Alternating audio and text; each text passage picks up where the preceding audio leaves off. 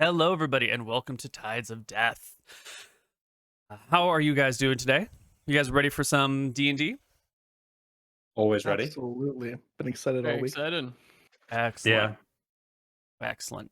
So, does anyone want to recap where we left off? What happened in our last session? I I got it think for the Mr. Newton XP. said he wanted to. Yeah, All right, I'll you got do a it. moon? Okay.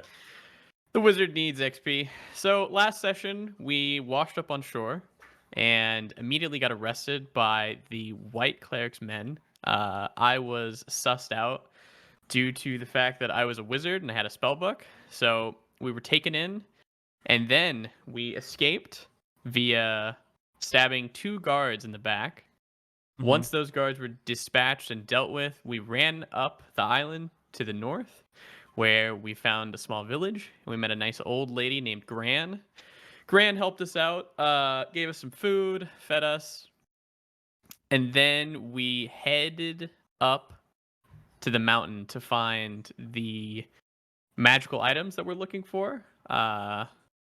And we ended with a little boy kidnapped, us trying to open a magical box that holds what we think are reveal door spells, and a bunch of guards coming to attack us. Yeah. So, you have one guard entangled by a tree, back to the tree, can't do anything. One guard whose feet are entangled. The child has been thrown pitch forward into the entanglement, so they are also stuck. Our 2 heroes are digging up a box and broke a dagger trying to open it, and our other 2 heroes are squaring off against these guards. I believe the captain has climbed a tree with some rocks. That is true. Nick is muted. It's 2 more guards, you're saying now? No, it's not. No, you 2 haven't more. said yet. Okay. I haven't said yet. So why don't we go to our combat map? Oh, hey. This place looks different. Yeah, that's a lot of guards. Okay. we might, I don't know if I've got this enough rocks, guys. Isn't looking good. That's a lot of fucking guards. Yeah. How many is that? That's 6? 6 2, new 6. guards have appeared, Well, let's crashing hope through you the were right, jungle, Mason. following these calls and Yeah. cries. So, next round initiative. You guys see these guards starting to poke through the jungle. The guards with you excitedly begin to call for help because, like, oh my god, we might actually be Bastards. saved here. So grab your tokens. I'm a fucking genius, Koibu. What do I have to roll in to just try and find out how to open this box? You don't need to roll anything. You need to use a key and unlock the box. Okay. Or, find some other method of destroying it, or maybe finding a thief. So who there's can a pick lock. There is locks. a lock on the box. There is a locking mechanism built into the front of the box. A Not like- mechanism or like? Yeah, it's like an internal It needs a lock key. rather than like a padlock on the outside. Well, this doesn't make sense because the prudent wizard always creates backup keys to power and hides them for safekeeping. That's true, yeah. That's they- true. It's true. But if it's also a very simple, regular, ordinary lock, a prudent wizard is going to have a knock spell or something else that can open up such a thing. That's a True. pretty low tier. He's calling you a non-prudent wizard. Yeah, It's that's just- true. He's sick, man. He's new. What is the box made out of? Heavy wood banded with metal. Oh, dear. Can I ask some questions about our new map? Yes, please. This rock here, how high are we talking? Is it lower than the tree I'm in? Higher than the tree I'm in? The tree that you have scrambled up probably comes up to about 15 feet or so. I'd say the very lip of this rock is maybe at 8 feet, and the very top of this rock is at like 12 feet or something. So you can see over this, sort of, but you'll like still be seeing bushes and... Am I considered able to hide in this tree?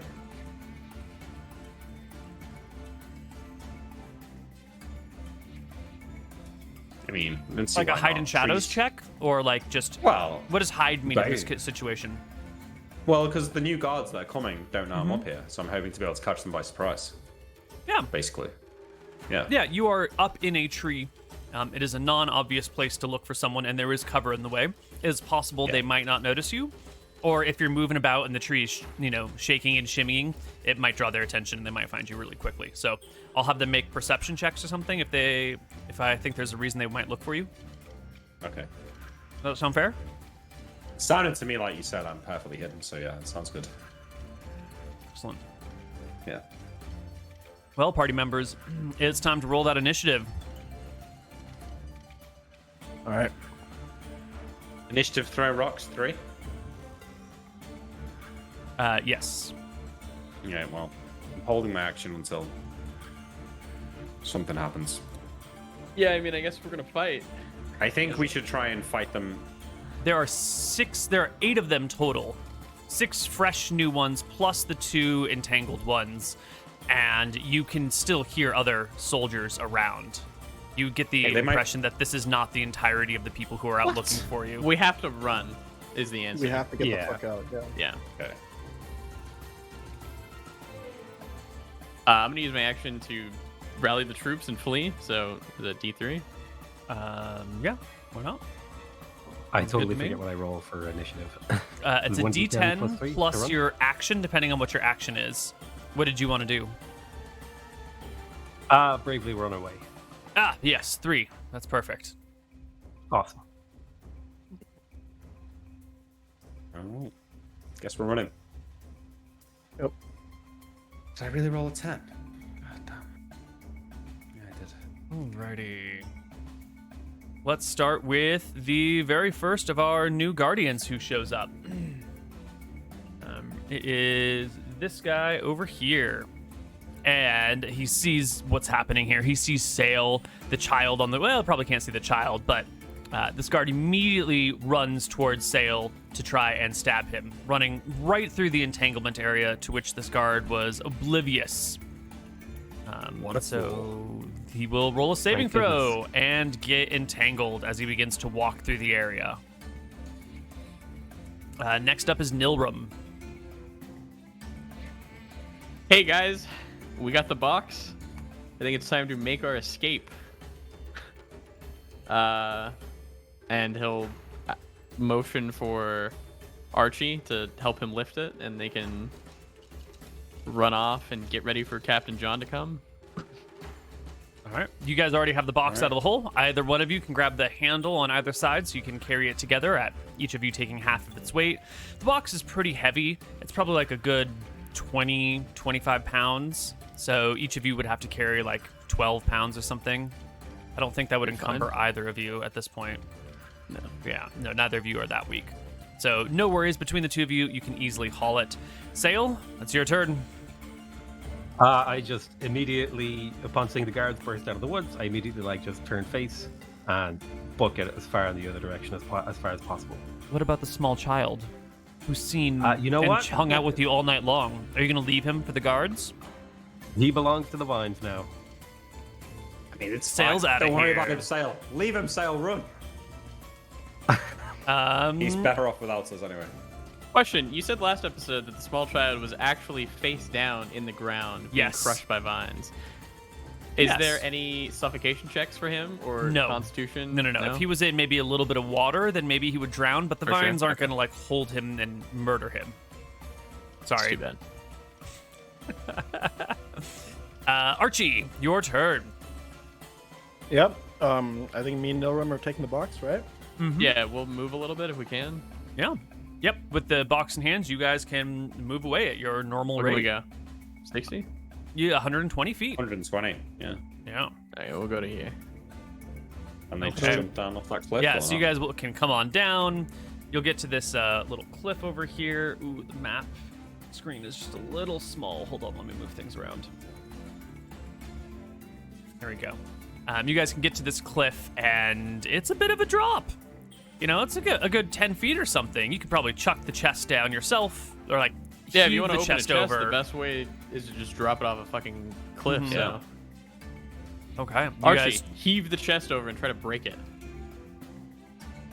I've done this Um, before. It works. All right. I'll try to throw it as forcefully as I can. Aim for Alrighty. this little rock here. Aim for the rock. Yeah. Hell yeah. All right, I want you first make me an attack roll against the rock. Just D20 plus your strength modifier to attack, which is And 1. Dex. And Dex. Oh, and Dex, which is 2, and then your level is 3, so D20 plus 3. To hurl the box at the rock. We need effectively. big rolls.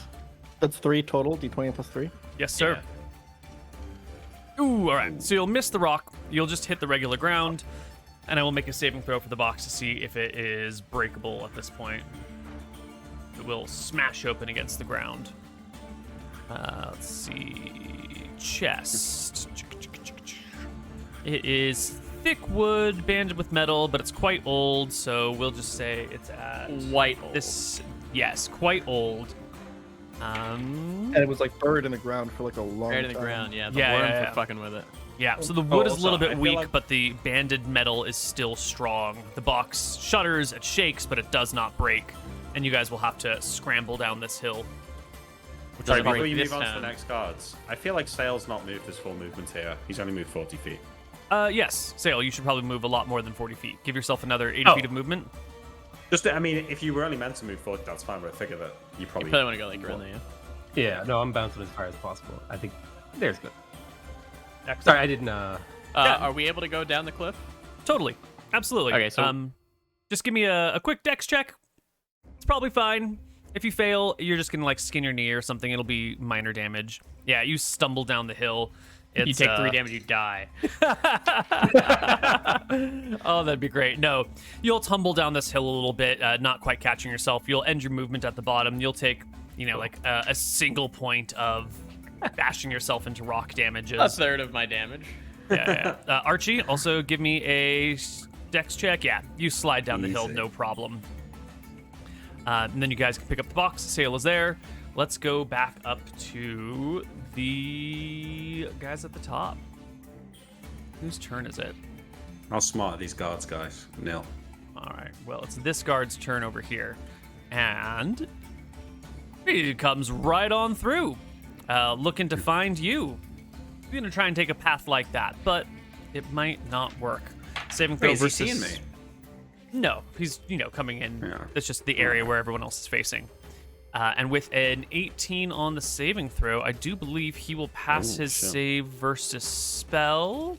And what does that mean Move for up. one who's Half entangled? movements, I think, right? It's not half movement. You can only move 10 feet now through it. Oh. 10 feet per turn, or per round. Ooh, So he okay. gets, like, here. Yeah. So I instead, he'll recall. get to here, and he'll get about, 10 feet in. And this guy will begin to like call out to the others. Ah, the grass! There's a cleric! The next guard up is the one right behind that guy. And he will attempt to find a way around all of this stuff. So he'll move at a slightly slower rate, looking to get around, and he'll take a path like that, making his way back here. Captain Winters, you're in a tree. All right. I have a humble request for you, Neil, before I turn tail and run. I just want to throw one rock without Hey, giving kid. 60 feet of movement. Can I get one throw? If you use half your rate of fire, you get half your movement. All right, I jump out the tree. Fine. Okay. Yep. 15 feet, you said?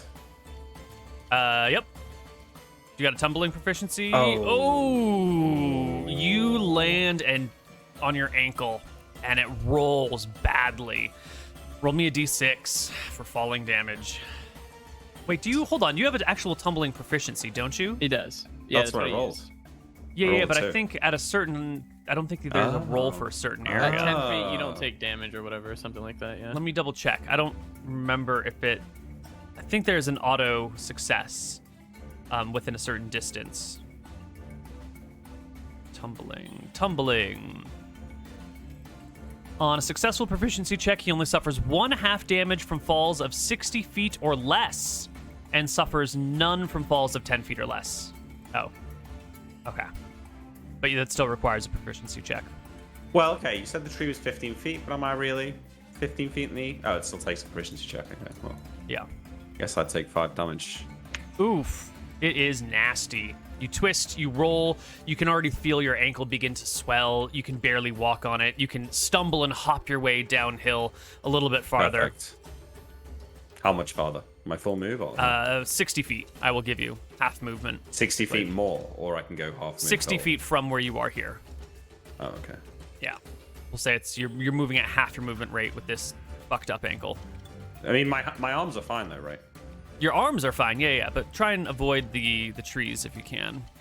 But no, so I could throw a stone. And that Yeah, wouldn't if you slow me wanted down, to 'cause I'm stand and not move anywhere, you could throw a stone. No, because I don't want to get caught up in this, but I'm only going half movement rate anyway. I'm saying your movement rate is cut in half because of your twisted ankle. Yeah. So if you want to throw a rock, you can You have throw no it and movement then rate move this round. 30 feet because that's now half your movement rate. I'm Just saying throw your it. speed You know you is want cut. it. No, I can't not throw. I can't not move. Yeah, you need to move. I know What were you you want to gonna throw throw it at? rocks at the soldiers, Nick, but I do want to throw rocks at the soldiers. you'll be able to get them later. Probably. Maybe. Maybe Yeah, not. in 7 days when we all heal. Okay. The remaining guards will sort of come on through this area. These guys are stuck in the entangle. There's no way to go but through it.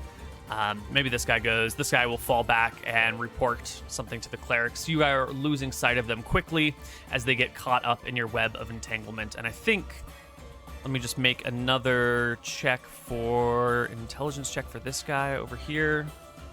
See if he can find a way around. No, he stumbles right through it. This other guy stumbles right through it. It's a mess. The other guards all get caught in the entangle or are taking long ways around, and you guys can, I think, escape. Well, as we're escaping, we're going to be throwing the chest off of every one of these hills. What if it's got potions in it? I can It just pick doesn't. the lock, maybe. Oh, if you can pick the lock, sure. Well, this was my... If you come up to us and say that, that's fine, yeah. Well, I'm kind of limping behind, but yeah. Well, that's something we need to If- address here, guys, because So your are we... the captain is limping. He is going at half movement speed, and that's not great. That means they'll probably be able to catch up to him unless you guys can help him out in some way.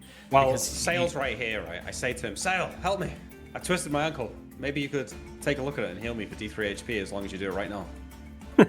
Yeah, I'm That gonna... is true. It's within one round of combat. Yeah. Oh my god, I, my I ankle. hear his cry, and I turn around, and I run over and basically try to crack his ankle back the right way. So I'll make a healing check. Oh, a perfect 20, Neil. That's a 2D3. I was gonna be like, you can't fix I a was gonna argue sprained this, yeah. ankle. That seems ridiculous. But on like a natural 20, literally anything can happen. So yeah, you come on up and you're like, oh, I'm a part-time chiropractor, and the See, ankle it's is not a sprained ankle. What it is I've dislocated my ankle before, oh, and it's weak and it's popped out. oh. But he's just popped it back in, you know. I see. Yeah, it's like Yeah. that makes way more sense. Okay, Last dislocated time you ankle. let him roll 2d3 for the natural 20 of healing proficiency. Will you let him do it again? Was it I think advantage or was it? advantage? Okay, was I think that Oh, advantage? it might have been Oh, advantage. it was There we go, yeah. advantage. Yeah. All right, so roll me Is it 2d3 d1. That's two 3-sided dice, and you'll drop the lowest one. That's the d1 in there.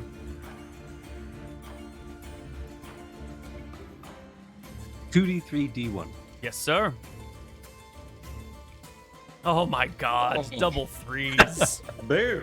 Nice work, dude. Yeah, you patch up his ankle. Oh my you God, put it feels back in the amazing. Thank you, slot. Sail. The god And- seed. Seriously. If there were potions in this, they're gone now, so... All right. So you guys can escape throwing the box at every opportunity. I'll give it one more save to see if it'll survive these things, and it seems to pass for now. And you guys can make a break for it and escape through the jungle. The sounds of the guards screaming for help as they're caught in the entangle slowly fade, and you get the impression that they are not pursuing you at this moment. I'm adding these stones to my character sheet. Okay. Okay. I got a handful. What do you reckon? 15? You as many as you want. You're in a jungle. You can find as many rocks as you want, my friend. Okay. As you escape through the jungle and the cries of your enemies vanish behind you, you have a moment to sort out what you're doing and where you're going before you encounter anything. You have this, Can you this pick the moment lock? alone. Yeah, let me take a look. Oh, wait. No, I've got no thieves' tools. Can I improvise thieves' tools from, like, yeah, can I make some maybe? Sure, but if you improvise thieves' tools and your lockpick check fails, I'm going to say part of your thieves' tools get broken off inside the lock, and you will need real tools to then fix the lock in order to use it. Fine. Yeah, so I get one check, and if You that get fails, If I'll that have fails, to it'll find be set thieves' back. tools. Yeah. Okay, yeah, I'll give it a go. I mean, it's unlikely, but Sure. Does anyone still have you're going to need to, like, fashion some pieces of driftwood or some sticks into... Well, I think I chip a bit of bark off a tree, like a particularly old, rugged tree with a thick bark. I chip that off, and then I like use the knife to cut it down into sort of long strips, and then whittle it into sort of something like useful, you know. Yeah. But Someone brittle, which is here... probably why the risk break. He's a little laggy, yeah. Let me see if I can swap the server. If that's Who's a fine. good robot boy? Who's a good robot boy? Alright, you guys. Hello? Better, Nick? Nick? Oh, I can't hear him. Oh, hello. Oh. Okay, talk. There you go. Yeah, you sound better. I'm talking. What? Is it okay now? Yeah. Let me Seems just like make sure I don't have like 37 pulling up windows open or something. You only I really think need 34 at a it's time. Yeah. You know, 37's overkill. Yeah, you're good. Okay, all right. Great. Someone still has a knife, right? You haven't broken all of your knives. No, I've got a knife. That's what I was saying is I take the bark and Cool. I use the knife to like put it into strips and then whittle it down to something. I just remember lots of knives knives. breaking and shit. I wanted to make sure there was still a knife in the party that this could be used for. So, you grab your I knife. had two. I lost one inside the panther or the jaguar or whatever it was. Okay. Well, and Yeah, then that another sounds one about right. broke on the box. So that must have been. That was Archie's. Okay, Oh wait, cool. oh no, or was that my life? Did I throw you my knife? Or did I we think have you to threw him your knife in order to help him dig. You threw me mine, yes, and I broke it. So I no longer have a knife. Okay. Is any sharp, pointy objects? Anyone? No. We have the tip of a spear. That's about it. The tip of a spear is good enough. That'll work. Yeah. Okay. Okay, I'll do it. that'll That's probably difficult. All right, here we go. Fuck. Oh no, that critical failure is not great. You get this piece of bark, you carve it into the best set of lockpicks possible, and then it just immediately gets stuck in the tumblers, and the pieces of wood won't come out. And you try and carve another little thing to pry it out, and that just breaks off as well. And you're looking at this lock, and it's fucked. As it snaps, and it's like, God damn it! The trees in this island are fucking shit.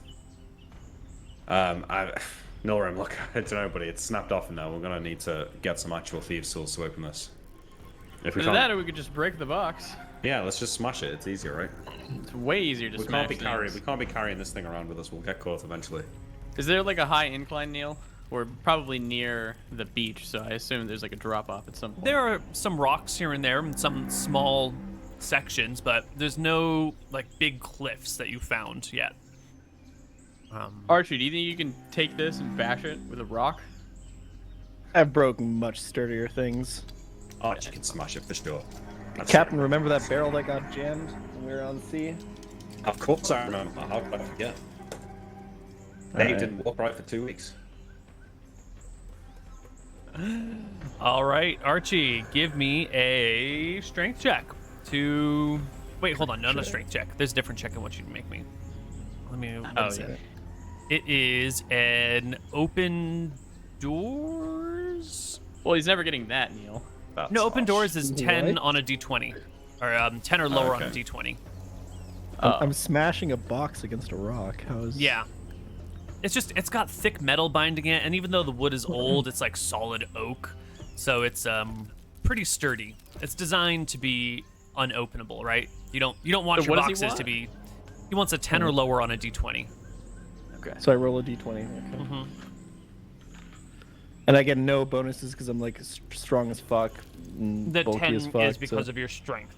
Someone else would have Got like a it. 4 or a 3. Okay. Got it.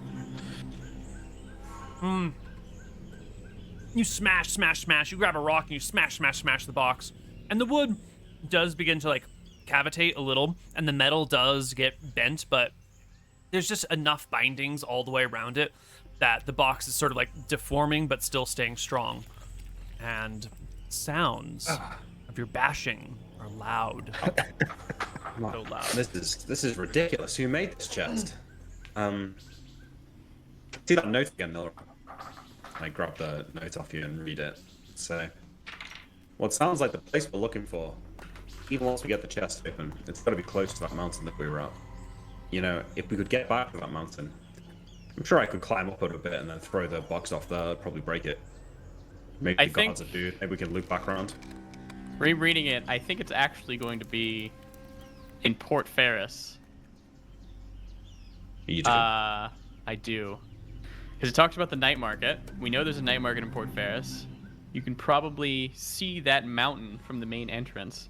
So we just need to line it up, is my guess. No way you can see that mountain from Port Ferris. Why not? Look. It's only...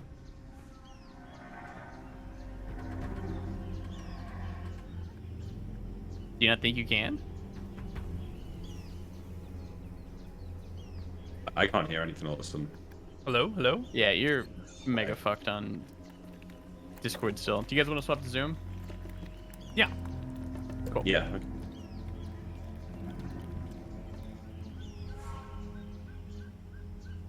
Okay. Hello, hello. Hello. I sound alright? Okay, cool. I don't know. Oh, shit. I can hear myself back now. Hello? Can you guys hear me? Yes. Okay. Say something, Nick? Hello? Saying something. Can you still hear yourself? No, it's okay now. Great. Yeah. Nilram, I'm not sure, man. You really think you can see that mountain from Port Ferris? It's only small. Some of the trees in this forest are big. Like, I don't think you'd be able to... It kind of sounds like you'd be able to see the spot where the sigil is, and it's quite low down. I don't think you could see that from Port Ferris.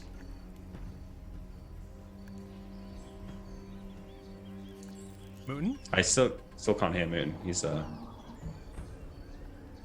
my god. Technical issues. I think he's just muted in Zoom. right? Is it better now? Test, Yeah, test, yeah, test, now we're test? good. Okay. I don't think that... Wait, sorry, Mitten. Can we do like a sound check? 'Cause I think you're well too loud compared to other people. To Neil, at least. Hello, hello. 1, 2, 3. Hello, hello, hello? Think I can turn testing. it down if you want. Okay, no, I'm sorry. No, I'm full of shit. All right. Okay, testing, testing. All right. All right. I don't think that we can go back there right now to the mountain. I think our best bet is going to Port Ferris, getting you some real lockpicking tools, and we might as well check there. Where do you think those guards came from? They'll be coming back to Port Ferris. Seems like those guards came from Grand Village. Didn't seem like they came from Port Ferris. Seems like they're going around the island, and we're currently Yeah, ahead of them. there was like 20 of them. Where do you think they're going to be stationed? Probably at the camp that we raided. They're probably those guards.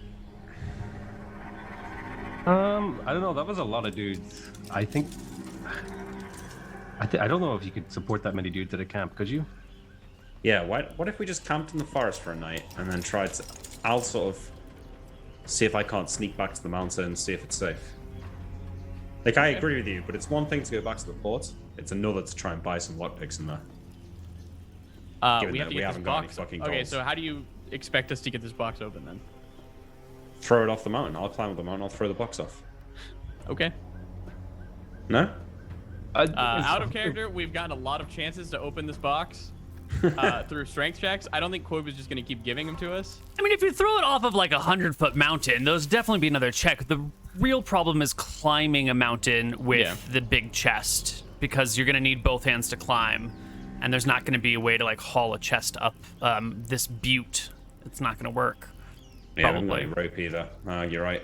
Yeah, you're going to need some sort of supplies or some sort of help or some sort of mechanism or something. Well, More importantly, because- the smashing of boxes against rocks seems to have attracted your followers, because you can hear someone saying, "I hear them!" echoing through the jungle.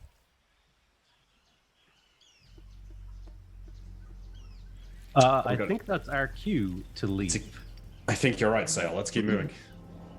All right. You guys pick up the broken but still intact box and hurry your way where? I mean, you're at the top end of this south, mountain. Yeah. South towards Port Ferris, yeah. All right, along the coast again, but like, inland, so you're not on the beach. Along the coast, is that like a little island out there? There are a couple of small islands. They're not like, there's one real island, and then there's some like small rocks that I wouldn't consider an island proper. I'll bring that up. Do you think that could be the point of the laboratory? The laboratory? It can see the mountain pretty well. Could be. It's a bit of an inconvenient location, though, isn't it? He's a wizard. Teleport around? Maybe. If they could teleport around, they could just teleport into the laboratory, though, no? That's for his apprentices who probably can't teleport around. Yeah, I mean, I don't know. I just figure if you can teleport, why do you need to find a door? You could also take a boat if you're someone who lost your spell book. I guess so, yeah. But again, I mean... Listen, it doesn't matter to me. We can go up there and look first, that's fine. But currently, we have people running after us, so we know... No, I agree. Let's keep going south, yeah. Well, I think we've got no point but to get no chance but to go to the town now. The party heads southward through the jungle. Eventually, you will stumble upon Port Ferris, if this map is at least slightly accurate. And you've got some time while you're hiking through this jungle on whatever food Gran gave you yesterday. You can feel your stomachs twisting into knots, pretty hungry. You can find water here, no problem. The heavy jungle means that there's at least some level of fresh water running through here. You'll find many little creeks and streams that lead off to the beaches where you can satiate your thirst. But what is the atmosphere like between y'all as you head down the coastline? Let's check in with Pokemon challenges here. What is Archie feeling? He's really not. He's really been better. Every hour that he doesn't spend on sea, kind of puts his mood down a little bit. He broke off his fingernail when digging for that chest. He broke his captain's knife, which is causing him to feel a little bit guilty and a little bit bad as well. He wasn't able to break open the chest, which is like the one thing that he's supposed to be good at. He's just quiet and just kind of moving along because he knows he has to.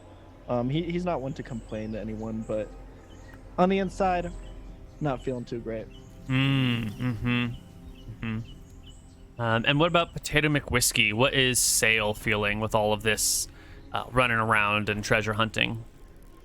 Partially, he's kind of like, how did I get myself into this? He's like, what is even happening? He's kind of running through all the events in his head, trying to figure out, okay, what actually went wrong? What am I supposed to do? What are the solutions? What's going to come back and bite us? Because he's just in survival mode. He's like, I guess I'm technically stuck with these guys, although potentially he is kind of wondering maybe if there's a way he could betray them and get out himself. It's come across his mind a few times, like to be like, there they are, guards, get them, and then just go the other way. But he does remember he was kind of told that these are going to be his kind of companions, so he's kind of trying to also not disobey the person who gave him his power. Okay. Mr. Wizard Nilrum, are you... Nilrum is Omega annoyed right now. He's upset that his super strong bodyguard dude couldn't open the box. He's upset that the box wouldn't fucking open. And he's upset that he doesn't have any of his spell components to help him with opening the boxes. Nilrum's in a bad mood. But he does see a few solutions to where they can get in, so... Okay. And last but not least, John Winters. Is this how you imagined your piracy going? Well, you would think that sailing off to retire on a huge fortune and then having it all fall away in a moment's notice and being washed up on a shore and taken prisoner, you'd think that's the start for a pretty bad day. But as the days have gone on, he's still got his right-hand man Archie here, he's got some new friends. And what are we doing? We're digging up treasure, we're running away from the port authorities. It's just like another day in the office. You don't need all the money. Would retirement be that much fun anyway? It's fun to be a pirate, isn't it? It's fun to steal shit and get in trouble and climb trees and roll around and throw stones at people. So, you know, as much as he would like to retire, I think John lives for the adventure, you know. So this is an adventure. Okay. Well, as you guys crash through the jungle, making your way south towards Port Ferris, you will come across another little group of civilians, of locals. There's another one of these little tiny fishing villages out here, and you are alerted to it because you can hear the cursings of some person. Some chick is just like, God damn it, white princes, man, they took all of our fucking rope. Now what am I supposed to... Jimmy! There's no more rope. God damn it, Jimmy. What about the secret stash? Oh, God, we don't have a secret stash, bro. You know, just kind of railing and yelling at our kids and being sort of like pissed off and angry in general. You can hear this voice coming through the jungle around you. Sounds like people. My immediate reaction is like, I think we need to hide the chest. Sounds like not our problem. I think we should just move further into the forest or move away from them. I don't think they're going to be any use to us. Sounds like they've got Maybe rope. have some That could be food? useful. Sounds like they Well- don't have any rope. We don't have a lot of friends on this island, so maybe we should start making some. No, did you not hear what they said? They said a secret stash of rope. They can have loads of rope. Plus, doesn't sound like they're on the best terms with the guards. Doubt that shop is in. I like what you're saying there. I think we've been too confrontational in how we've approached this little situation we've got ourselves in, and maybe we could really use someone to be on our side. Oh do we yeah, want we were then? very confrontational. The people who got taken hostage and stole my wizard book. We've been too confrontational. Yes. Good one. There's no point No crying one over says. spilt milk, Nilram. What do we want from these people, though? We shouldn't just go and make conversation for the sake of it, as much as I would like to chat to someone a bit more interesting than yourselves. Well, we want this box opened. Well, I doubt they're going to be able to help with that. Given Archie over there can't break it, I doubt anyone living on this stupid island can. Archie can't break it with his fist, but maybe with some tools. Chisel, a hammer. He'd surely get it open then. We could try and steal a chisel or a hammer or something from Port Ferris. Doubt these village folk will have ready access to something like that. Maybe Oh, they you agree worship with the me. same goddess as the other people that we met and are willing to help us out. I hate to bring it up, but we're not exactly great on food either. Well, we're close to the town. We can steal some food, surely. We've done it before, Archie. True. I don't know. I guess we can go and talk to them, but I think we should have a plan in mind before we do. Like, we want food, let's say, or ask about the town. How many guards are there? What do we have to offer them if we want food? We've got nothing. Well, I've got I don't think 15 anybody's going to stones. be as nice as Gran will ever be. So we need to make the decision. Are we going to go kill these people for their items? Or we're going to leave them be? Well, I don't think we need to kill them, and we could rob them, but then they're more likely to go to the guards. Perhaps it is safer just to go past them, unless you feel strongly otherwise, Sail. I mean, ultimately, our goal is to get to Port Ferris, right? Yeah, I guess so, yeah. And Let's get this box we open. don't know anything about that town, so even just talking to them could get us closer to where we need to be. We don't all have to go.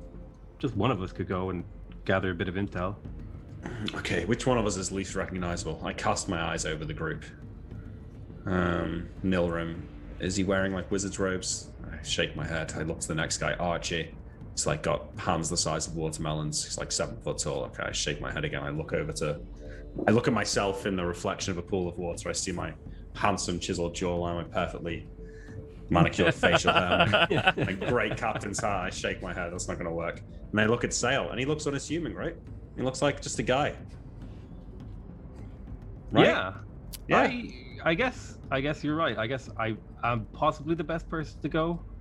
The one thing I'm worried about though is we left that kid behind us, and I think he only really ever saw my face and your face. And if they're dragging him around and trying to use him to point people out who he recognizes, if I'm in that town and they roll up, I don't know if I get out of that situation on my own.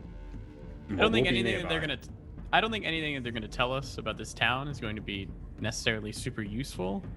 I think we're just better on passing them by and continuing on. Yeah, you might be right. Now that Alright, we've talked let's- about it, I think you might be right. I like that though, guys. Let's keep talking through our plans. Let's not make any rash decisions here. One wrong move cost us Archie's life. Let's keep going. All right, you guys go around these people, no problem. Easy to avoid the village. This woman is yelling loud enough that you can, no question, you know her location, and you take a nice wide berth around her. You tap your can. mic, Koibu? Hello. Okay, it does that one. All right, never mind. Sorry. Is it too quiet? I can boost it. I don't know. It just does sound a sounds bit off. different. Yeah. It sounded like you're using a webcam mic for a second. Yeah, I don't know how to explain. Hello. it, but it sounds a little I don't know. Yeah, Not sure. But since you moved to Zoom, it just sounded different. Yeah. I have no idea why. All right. Well, we'll do some technical stuff during the break, I suppose. You can move around these people, make your way in the direction of the town. And according to my map, you will probably not get there before nightfall. You're moving through unfamiliar jungle, trying to avoid people. It will begin to get dark. You're still hungry. You've managed to get enough water. There's no penalties at this point yet for going without food, but we're getting kind of near that region. What season is it? It is springtime. Is it like a full moon, new moon? The 9th of April. We are 4 days after the new moon, so it's pretty dark out. Okay, yeah, it's dark. Yeah. Okay, we'll have to make camp then. It'll be another night in the jungle for you guys. Can we find any food? Like any birds that I can throw a rock at or something? I don't think stoning birds in the jungle is necessarily your best option, but I will give you... There's got to be at least there's a non-zero chance that you can find food. So what do you think is a fair check? I would like to say that I did use my magic missile on a bird at the Start of the day, was that? yeah. It? What? Yeah, it would have been yesterday at the start of the day to get rid of the spell so I can memorize a new one. Ah, right. Can yeah, we have but that in our bag? Yesterday's bird? You probably ate it yesterday. Okay, as long as we ate it yesterday. Yeah, you would have eaten it yesterday. That's for certain. Sure. All right. Well, I will find. I mean, literally throw a rock at a bird on a tree. It can't be that. There's gonna be loads of birds around it. It's a jungle. Yeah, totally. But I think that hunting is a little bit more complicated than throwing a rock at a bird. But we'll give it a shot. There's a chance with your luck, Nick. Yeah. You'll probably roll a fucking 20 and kill the bird right away. You've not seen John Winters hunt birds with rocks. I've never seen it. Show me what it's like, John Winters. Make me 3 rock attacks against birds. Yeah, easy. It's simple. Let me just work out what my rock would be. I think it's +3. Yeah, it should just be your thrown they're button. unaware, right? I mean, they're You can birds. try to get surprise on a bird. I don't think you're gonna get Can I surprise. bless John Winters? Yes. Yeah, you can, Yes, you can use your bless spell to give him a bonus to hit. I can feel the power flowing through me. I'm gonna bless John Winters. Okay, My stone strike true. give me those Okay. 3 rock attacks. I'm adding my bless to my. So it should be a +4 1. for you, I believe. Yeah. Okay. 20. Let's go. Jesus Christ. All right. You catch a... 19, Oh my 17. god. These are really good rolls. Okay. You'll peg a couple of birds. Roll me some D3 damages against them. I'm sure you'll kill them. But 5 damage. the first one goes down, the second one flies away, the third one goes down. All right. You catch 2 birds. With 3 I, stones. I come back.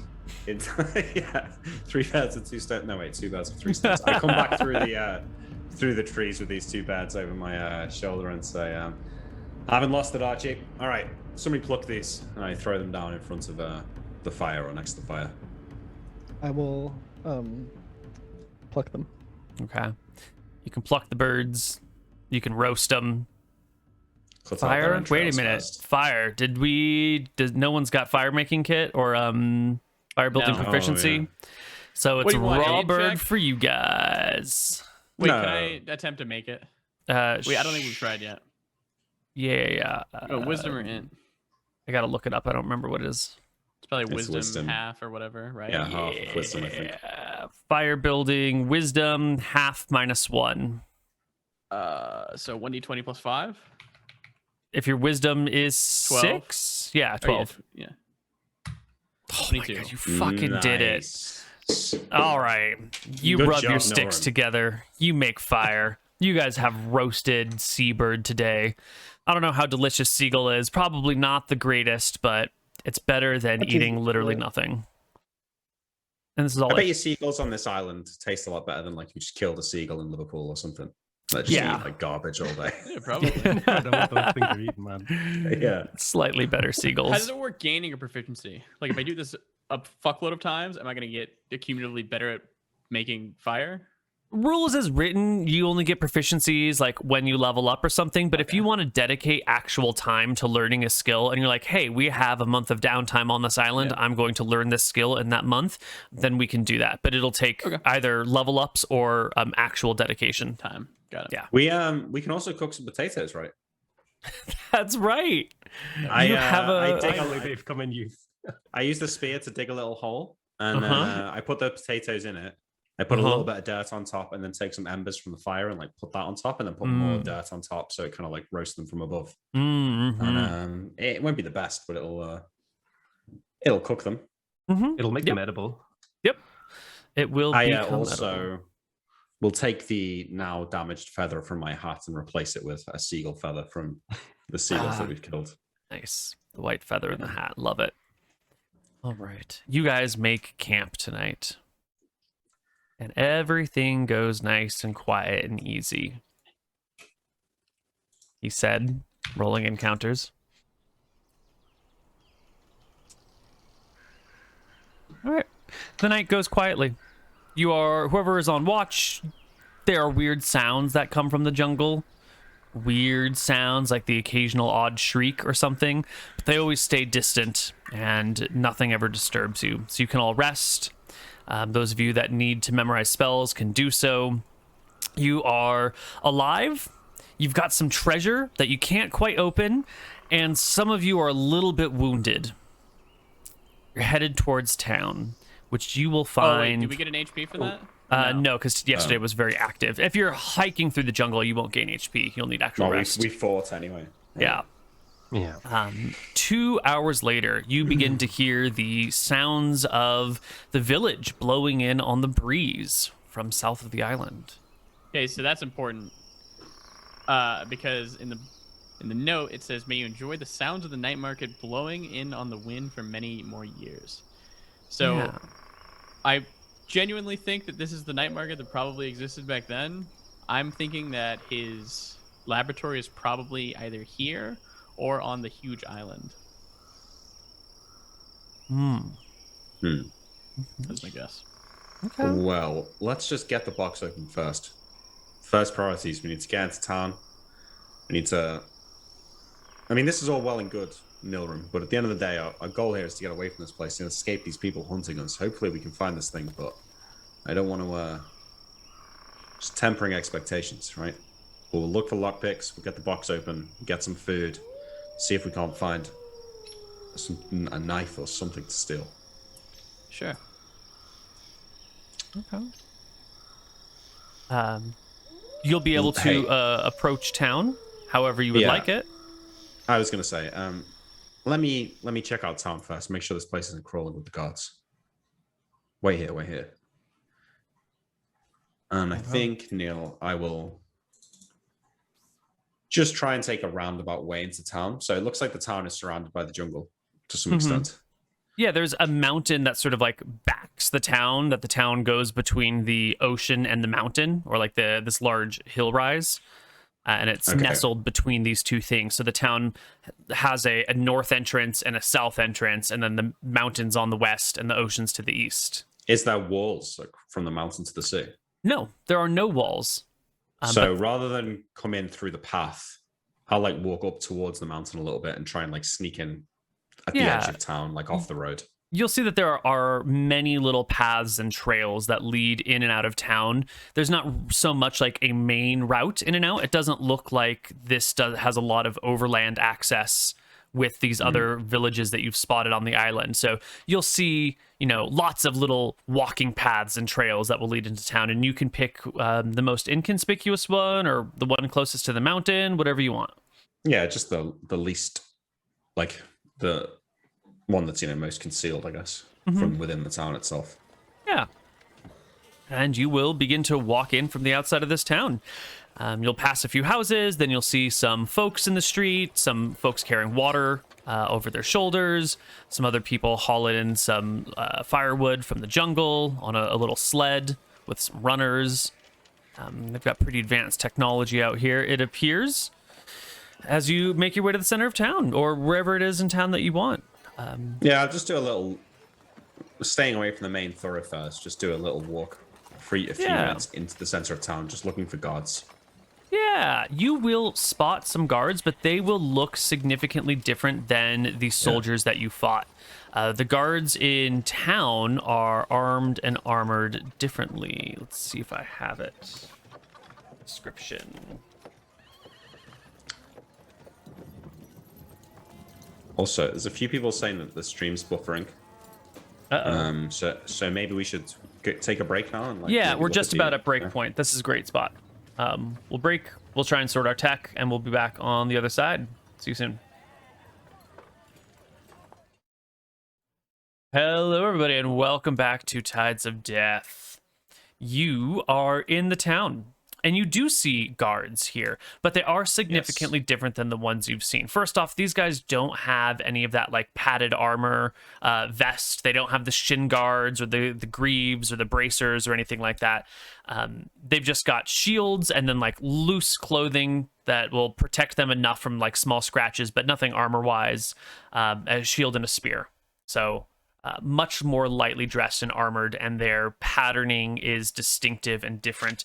They're wearing the guards that you saw earlier were wearing whites and reds. These guys are more sort of just khaki colored things or off-white colored linens, and their clothing doesn't match entirely or perfectly. So you get the distinct impression it's a different fighting force. These are probably the town guard as opposed to the White Prince's men, and then they're also well, I don't drop my guard as soon as I see one of these dudes. I'll walk around for a little bit. I want to make sure that sometimes there's maybe there's the guards for these guys that are also in town, and then there's the town guard as well. So I'll walk around for maybe 5-10 minutes, make sure that any guard I do see is just one of these town guard looking guys. Yeah.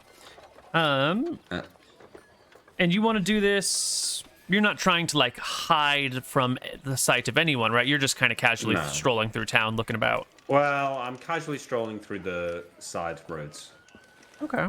I'm not trying to walk through the main thoroughfare, but I'm not trying to stop anyone seeing me either. Yeah, give me a charisma check, Captain. Yes, sir.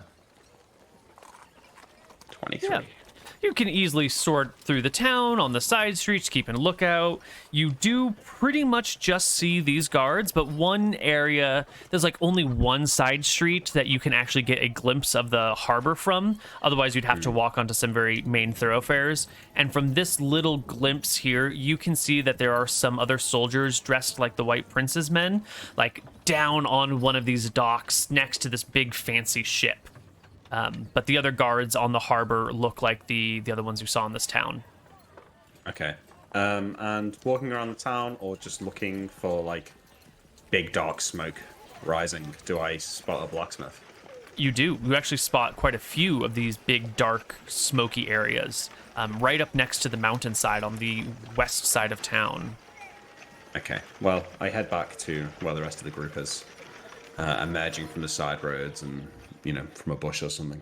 And I say, hey, all right, well, I did see some of the White Prince's men down at the harbor. Looks like they've come in on a big ship, but the majority of the town just seems to be patrolled by the town guard. Don't look like they're anything to do with the White Prince's men directly, so they probably don't know who we are. I still say we should keep a low profile, but should be pretty safe. I spotted a couple of blacksmiths by the mountain. Maybe they'd be able to get the lock off the chest. And Nilram, didn't you say something about iron powder? Yeah, that's not too important though. We can't really afford to pay these guys to do this, but I figure our best bet might be saying that we need it opened to find some secret treasure, and then we'll pay him once we find the treasure. It's not a great. Sounds suspicious, but maybe I can convince one of them. I can just beat them up if they don't want to do it. Yeah, worst case scenario, we kill him and force him that way. We're trying not to get captured here. There's a lot of guards in this town. I'm not sure what Sometimes you gotta casual break murder some in eggs. the middle of the day is a good idea. Casual murder. It's probably better than him running off and saying that there were 3 people or 4 people looking to open a chest. Can't you just steal like a hammer and chisel and we can do this ourselves? Maybe. Yeah. I mean, I don't think any of the guards saw that we had a chest, right? No, we didn't go inside yet. But if we're gonna be going to the blacksmith, we have to lug the chest in. Okay. Guys, come with me. I'll go and talk to one of the blacksmiths. See if I can get him to.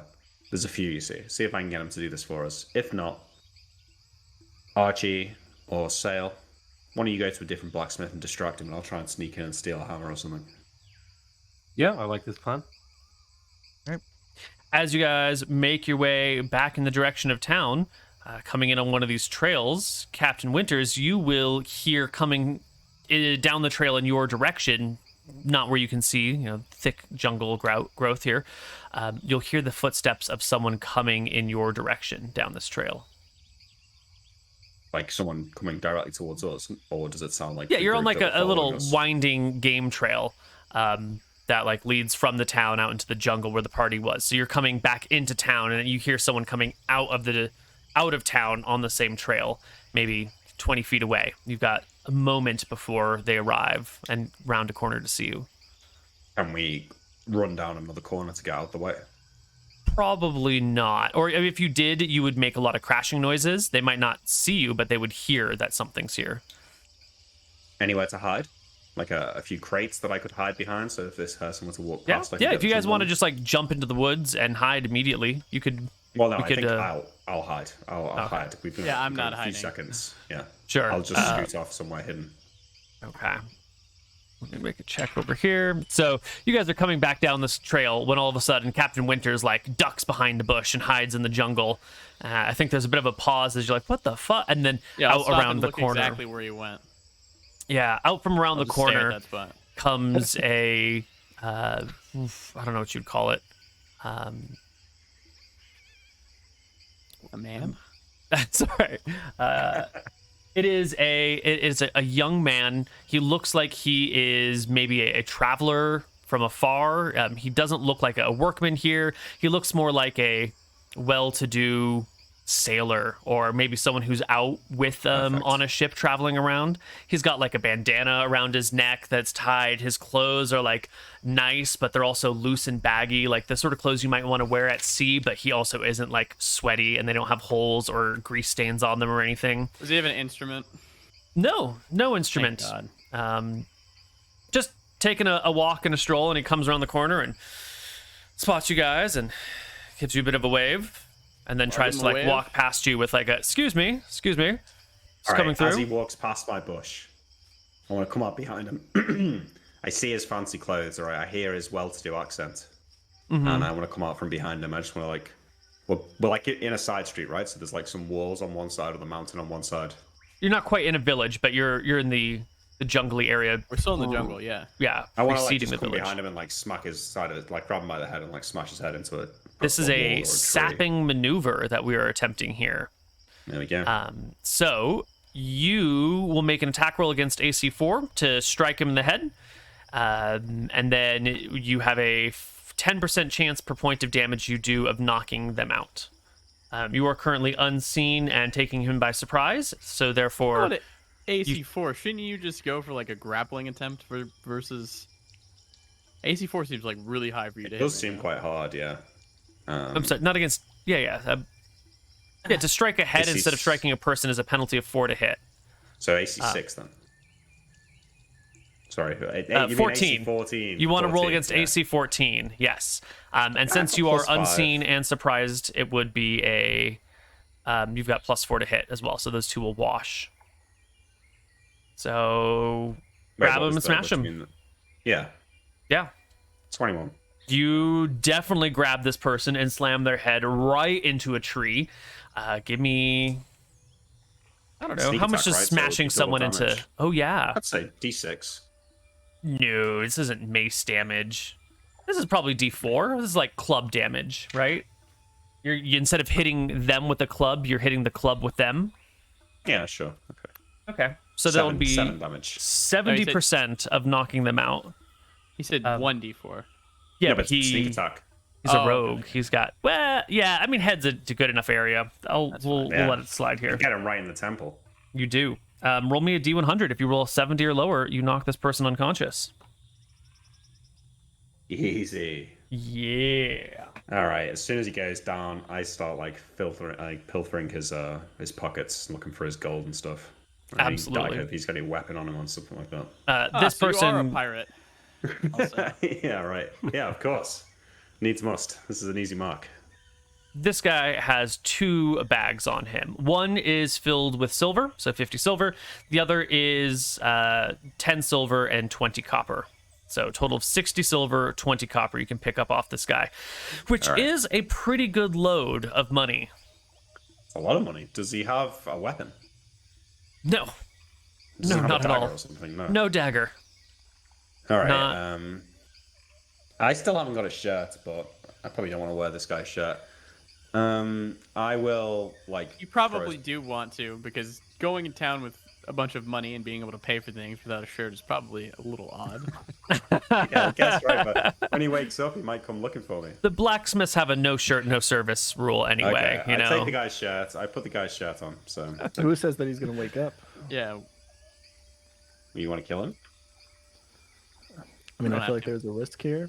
I mean, he saw us coming. Whether or not he remembers us, when he wakes up. So, what do we want to do about him? I was just going to throw him into the jungle off the side of the road. I think we just throw him in the side of the road. We leave him be. There's Yeah. no real need to kill him. It's a rough place, you know. Men like him get robbed all the time. Could have been anyone. He knows for a fact it wasn't you 3. What about the guy who's wearing his shirt? Well, that's why I wasn't going to take his shirt. It is kind of a nice Actually, shirt. This is why I keep you around for those good ideas. Does he? Does anyone have like a coat? Do any of us have like 2 layers? Here, I'll slow him down. Can I borrow your spear? I'm not going to kill him.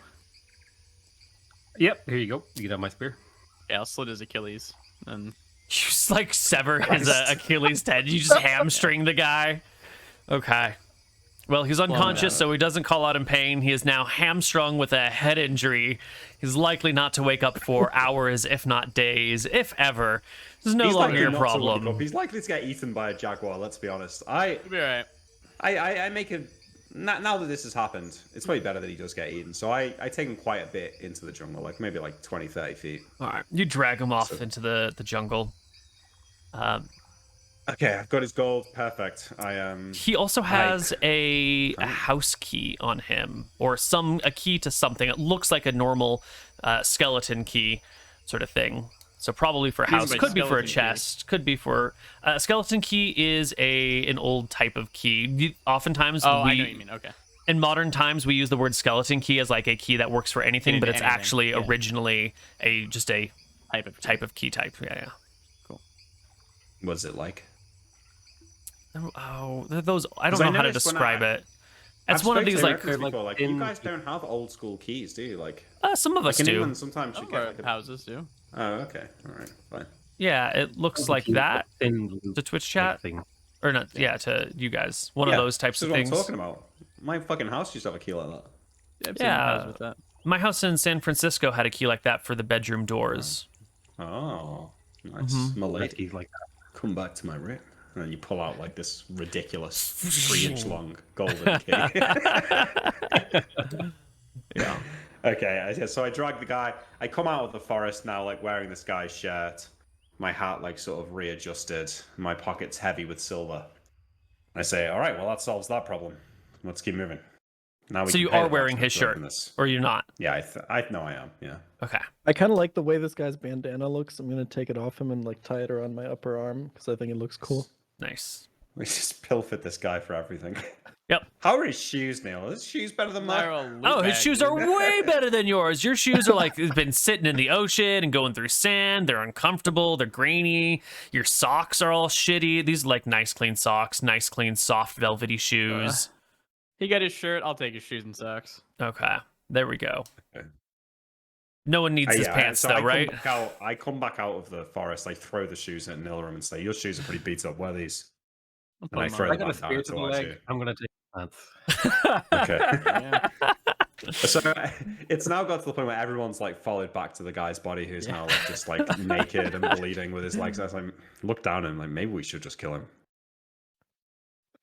Yeah, he'll be fine. I'll shrug. Let's give him a chance at survival, you know? I guess survival of the fittest. It's what Adina would want. You guys can all right, we make your come way back into back the into street. town, That is better. and you will see that the first blacksmith you come across is situated along this row of what appears to be 2 blacksmiths and a smelter's industry spot. The smelter is up against the mountain. The blacksmiths are across from the smelter's place. The smelter's area is just blowing out huge plumes of dark smoke. You can smell the coal in the air, and you can hear the grunts of men inside separating out or pulling iron ore out of crates and tossing it into these big kilns, and the cursing of people working with hot rocks and hot iron. And across from them, in the more civilized little huts, are these 2 blacksmith shops side by side, and you can see a smith in each one with a handful of apprentices around them, helping them blow the bellows, grab coal, quench this thing, pounding out some things over here, some more advanced apprentices doing small little bits of crafting themselves. So there's okay. 3 on the street. Well, I think we just walk into the first blacksmith, and over the sound of like metal hitting metal, I'll shout out, "Excuse me, sir. Would like to discuss business? One of you are free." A young man walks on over, big, sweaty, bulging muscles, has a hammer in one hand and rests it on his shoulder, and goes, "Welcome, strangers, foreigners from far-off lands. Welcome to Port Ferris's finest blacksmith. I'm sure you've been directed to me by one of my many satisfied customers. What can I do for you today?" You say the finest blacksmith? Absolutely, otherwise you wouldn't be at my doorsteps. I'm afraid I ain't got money for the finest blacksmith. I turn around and start to walk out. Well, we're also on a 20% discount day. Since it is the fantastic. early spring and most of the White Prince's men have yet to arrive, we're still, here. What do you need? Well, could we talk in private? Away from the hustle and bustle, Yeah, he throws an big eye of a back to deal. his shop to make sure that it's all, gonna work. That there's nothing about to set on fire. None of his apprentices are doing anything stupid in this moment. And he'll walk down the street for you a little bit, but you notice he keeps, nervously looking back to keep an eye on his apprentices. So he doesn't want to walk too far. But once you're... for the rest of the party to come with. What's all this Yeah, we get in about? private. Yeah, All right, Captain Winters, I Archie. feel like you're making this a little weird. We're just looking Shit. for some lockpick tools and some iron powder, and we're wondering if you could open up this chest for us. Yes, we How need much the would this lock removed cost? from this chest. That's it. You see, look at his face now, Elram. You see? I told you. He doesn't want this Lockpick out in the open. tools and open this lock chest that you can't open. Whose chest is it? It's our chest. No, we found it. Buried treasure, unironically, as you can see from the aged wood. As he says that, I take off my hat and say, "Captain John Winters, at your service." And then I put my hat back on. Captain of what? Our Many, ship? many things. Yeah, a ship, yeah. Sort of.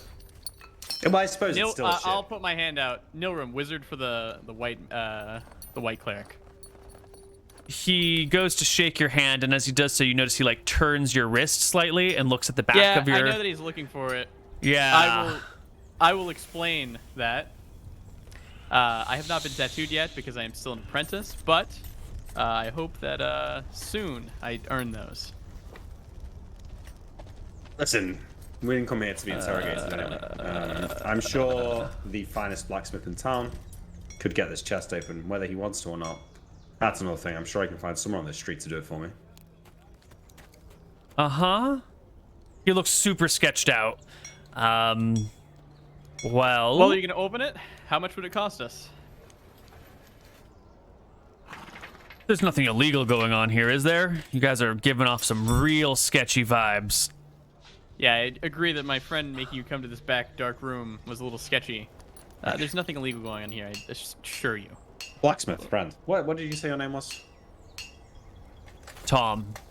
Tom, let me tell you the truth here. I'm going to be honest with you. I'm going to level with you. Please, I would appreciate that. I've been hunting this treasure for weeks, months even. And about 3 weeks back, we ran into a cleric of the White Prince, and they got wind of what we were looking for. And ever since then, they've been racing us to the treasure. They're hot on our heels right now. We got to it before them, but they're looking for us. We want to get this thing open, get rid of the box, make out with the loot, all before they can find out what's going on. We haven't done anything illegal. We found the treasure. As far as I see it, it's fair and square, it's ours. They see it different, however. That is very much the truth of the situation. The blacksmith looks at you. He gazes across the collected people, bobs his head up and down a couple times. Well, if you've beaten the White Prince's men to this treasure, then it certainly is yours.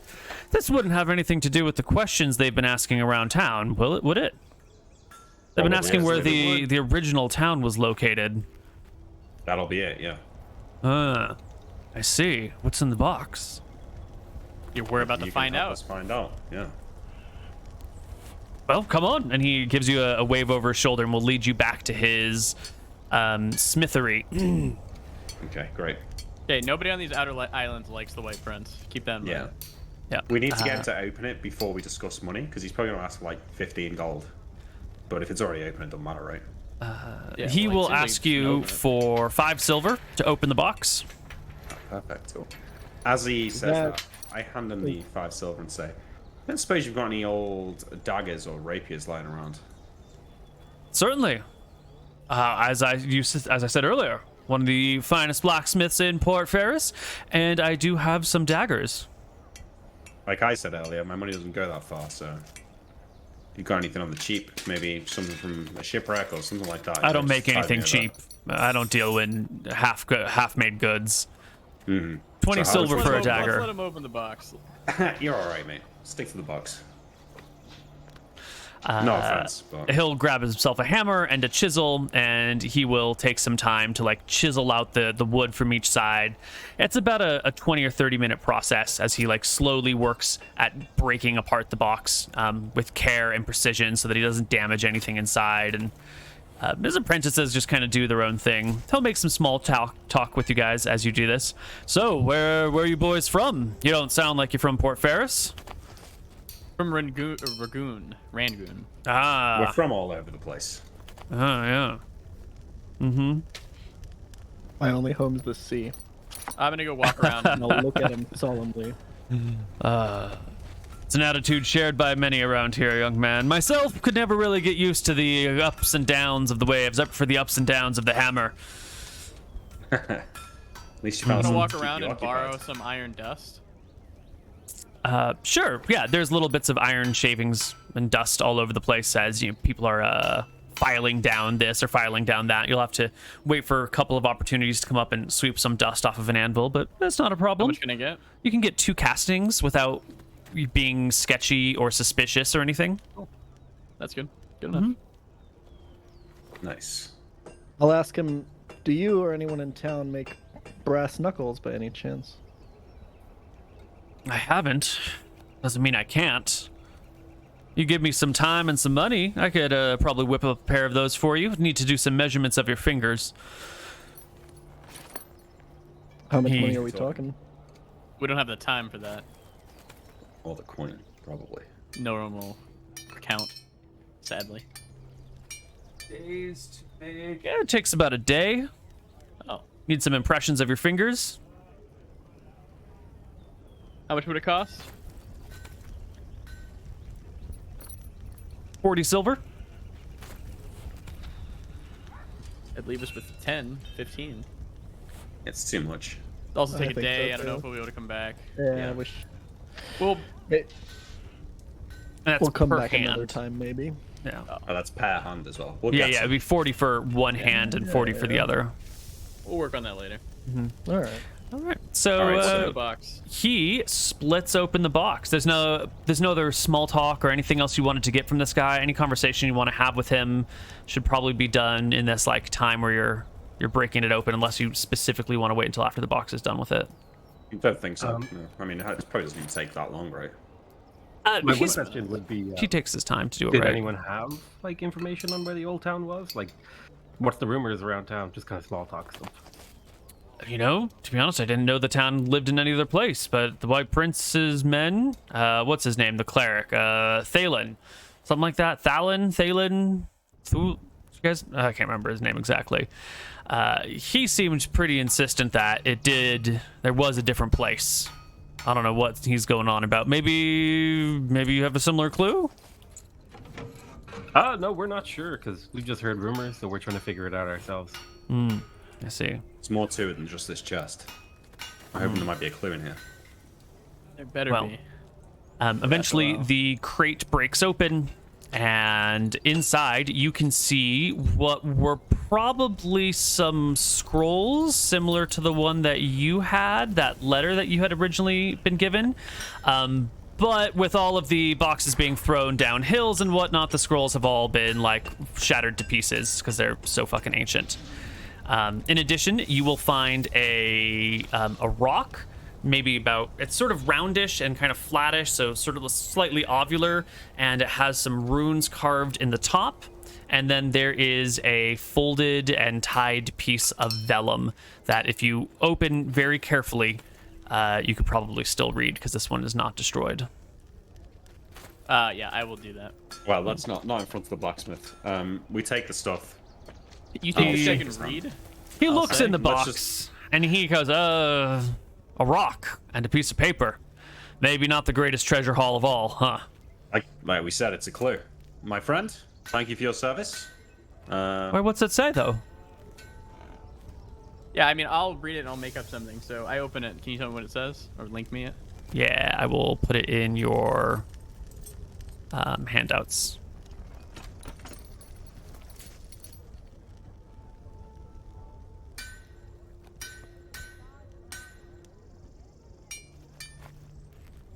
Did you see it?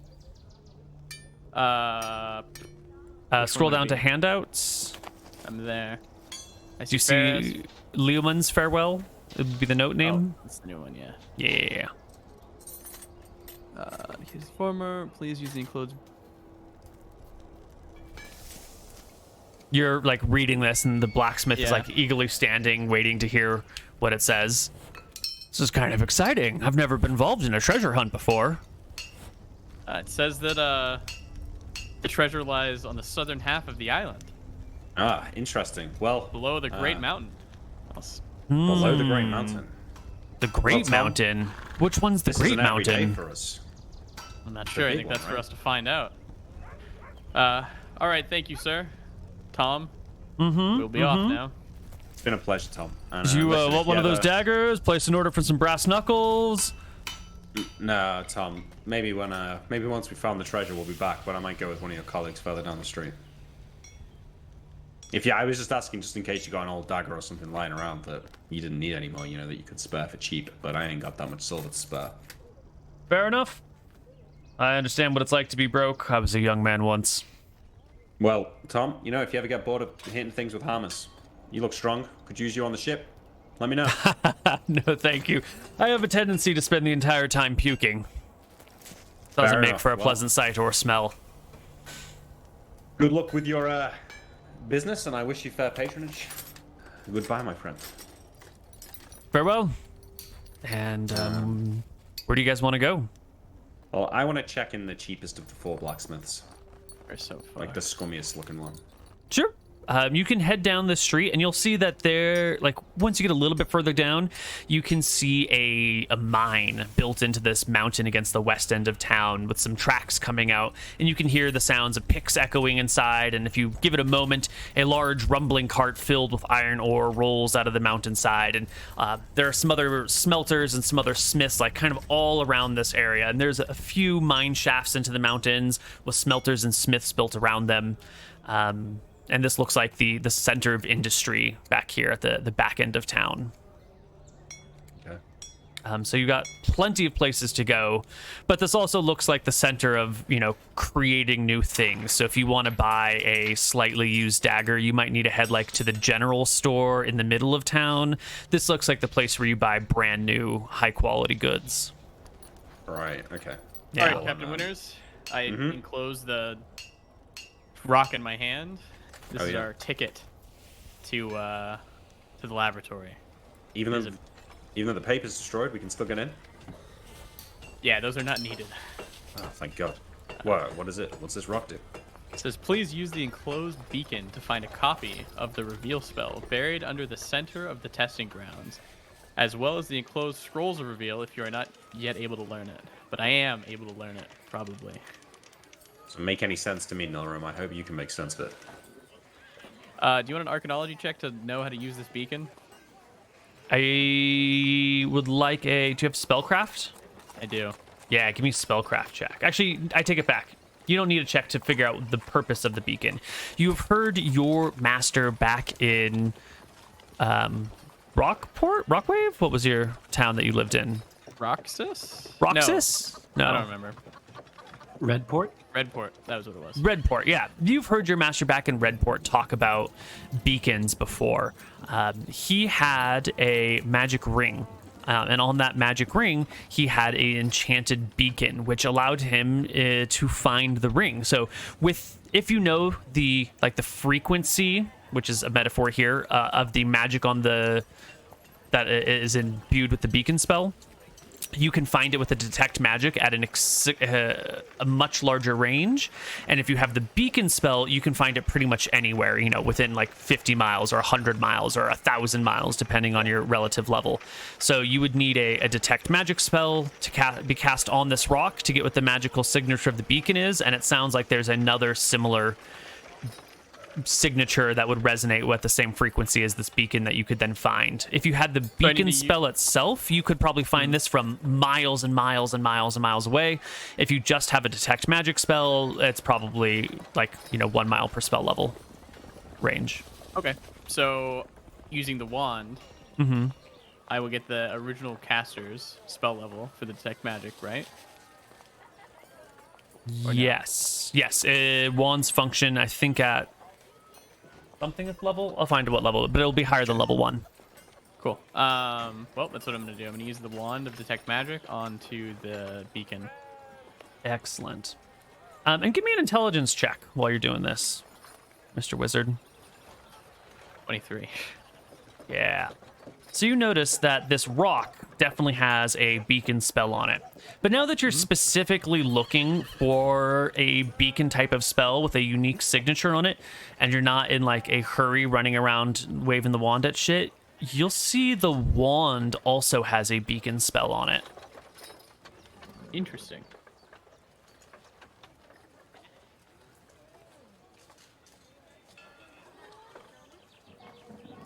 Yeah. But with study, you can comprehend and understand the resonance frequency of this beacon, and with a detect magic, you should be able to find if there is one within. Let me see what the spell level of wands are. Not rings, not rings, not rings, not rods, not staves. Wands.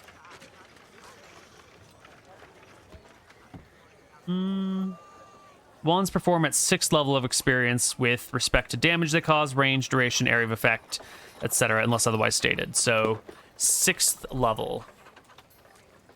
So 6 miles. That should be enough, I would assume. I'm near the night market. I know that his laboratory is within somewhat of a range because it says night market wind blows.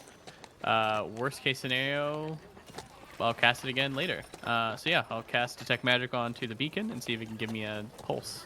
So you would cast it in a direction, right? You'd say, down this path is there a thing, or down that path is there a thing. You would be casting in an area and then looking specifically for the beacon within that zone. Okay, I'll cast it towards the mountain that we were just at. Yeah. The detect magic goes off. You see no magical signatures. You focus for a moment. You see no beacon signatures. It appears that the mountain next to town, at least in the swath that you've covered. Not this mountain. Sorry, I'm talking about the mountain that we were at. Like. Oh, the mountain back the way that you came. Yeah. Okay. That's at least a day away, so that's probably about 20 something miles from where you're standing. Way too far. That's way too far. Yeah. Well, then if I know I can't cast it there, or if I cast it there, there's nothing, then I'm going to also cast it towards the island that I know exists, the big island. Yeah. The big island is probably less than 6 miles out to sea. If you can see it from port, it's probably fairly close. So you swing the wand in that direction, and nothing comes up.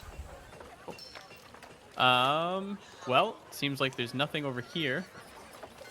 Let's go back, I guess, to the big mountain and try it there. The big mountain? You mean the one we were at the other day? The one that we were at yesterday, yeah. All right, let me just sneak to the general store here. I want to see if I can buy a weapon. Take your time. Nearly, I will scoot down to the general store. Yeah. I'm the only one really without a weapon, right? Archie can use his hands and fists. Sale's got his spear. Northern doesn't really need a weapon, so it's really just me. I me. can no longer open up the handout, by the way. I don't know why. Might have to refresh your page. I'm sorry. All right, I'll try that. No problem. Yeah, so I head down to this general store. Yeah. You get into the middle of town. It's a bustling little town over here. There's a couple of ships bobbing up and down in the waves. One of them definitely looks like a ship of the White Prince. You can see that big flag with the 5 inner islands, the 12 middle islands, and the 60 outer islands flapping in the wind up there on the tall mast. People go to and fro, hauling carts filled with goods and services. People are yelling from corners, offering deals, offering guides, asking, it's a hub of activity.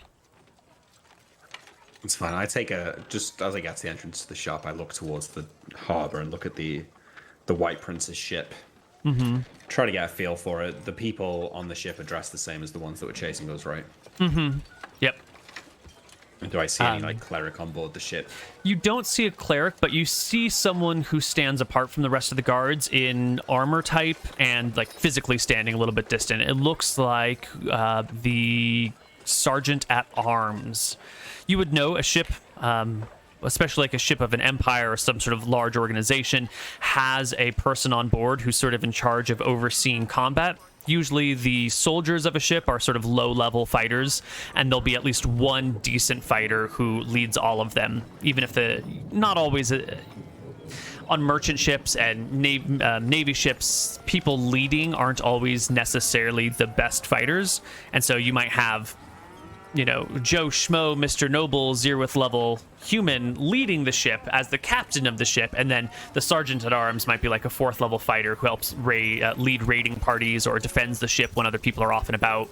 So it looks like it's got a good fighting force on it to hold the ship stolid. Yeah. Keep anyone from stealing from it.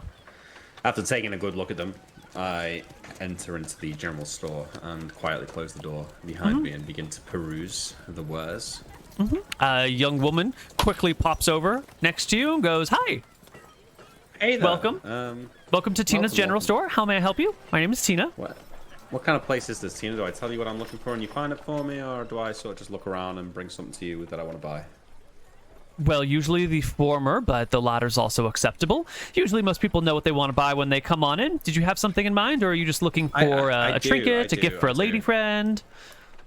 Birthday present? It's kind of embarrassing for me. Tina, it's kind of embarrassing, as you can tell from the hat and the fine attire. I am a wealthy ship captain. I can see, yes. You're associated with the Chroma family. Yes, that's correct, yes. But unfortunately, my ship was wrecked, and all my treasure and gold lost to the depths of the ocean, and I find myself with only the coins that I was carrying. A wealthy man fallen on hard times. Such a sad story. It is. I was hoping to equip myself with some weapons. I was looking for maybe a rapier and a dagger. I don't know if you've had any weapons wash up on shore from the various shipwrecks. Maybe you've got some You selling for cheap? I haven't heard about any shipwrecks nor seen any flotsam recently, but I guess this is Flotsam Island, so it's bound to wash up eventually. But you're looking for rapier or dagger? Preferably both. Yes.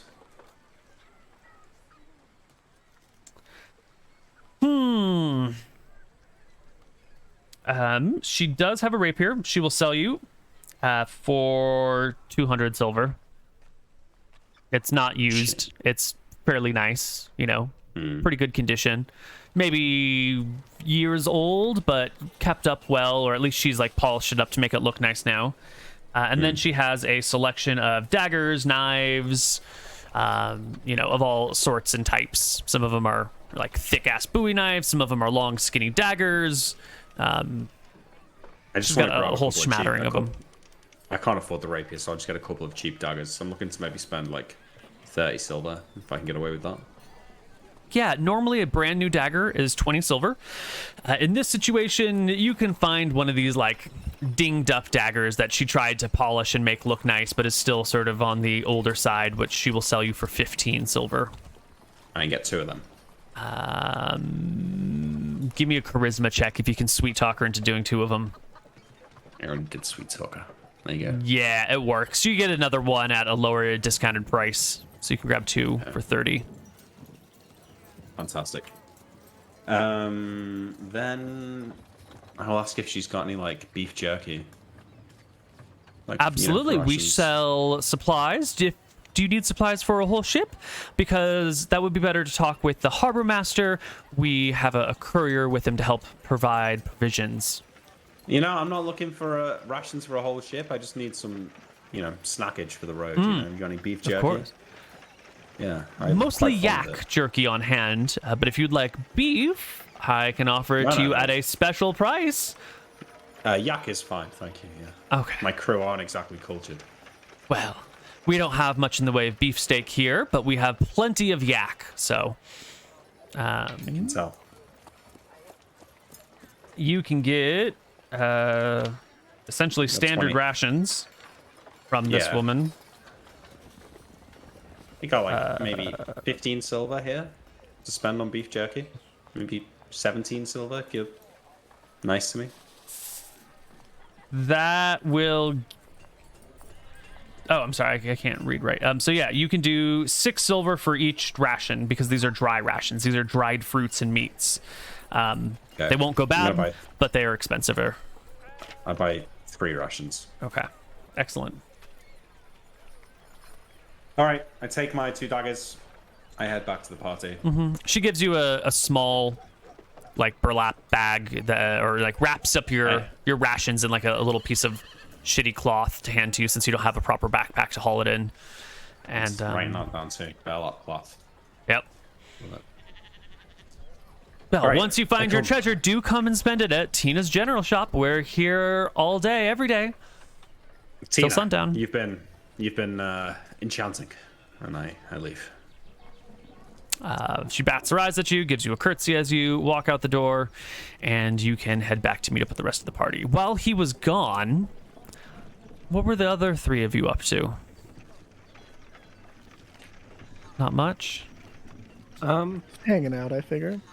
Mostly Excellent. Just, like scoping out the town to see if there's any Yeah. interesting gossip that I picked Well up. then, why don't the 2 of you make me perception checks?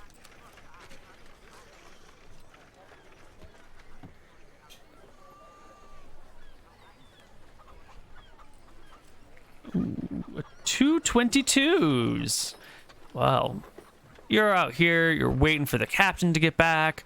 When actually you are currently upwind of where this is, so you wouldn't hear this until you can kind of see one of these warriors, not warriors, one of these guardians that was with the White Prince's men, one of the White Prince's men themselves actually, coming around through the blacksmith section that you have just been walking through, and coming up to a blacksmith shop and stopping and talking to someone there, clearly asking them questions. You can see by the body language of the blacksmith that they're not too interested in answering the questions, and you can see the guard pressing the issue, and the blacksmith sort of caving and like waving him off, and gesturing like, get out of here. I don't have anything to say to you.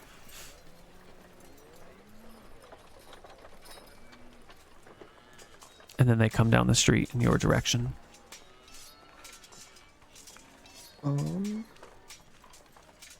Wait, what does this person look like?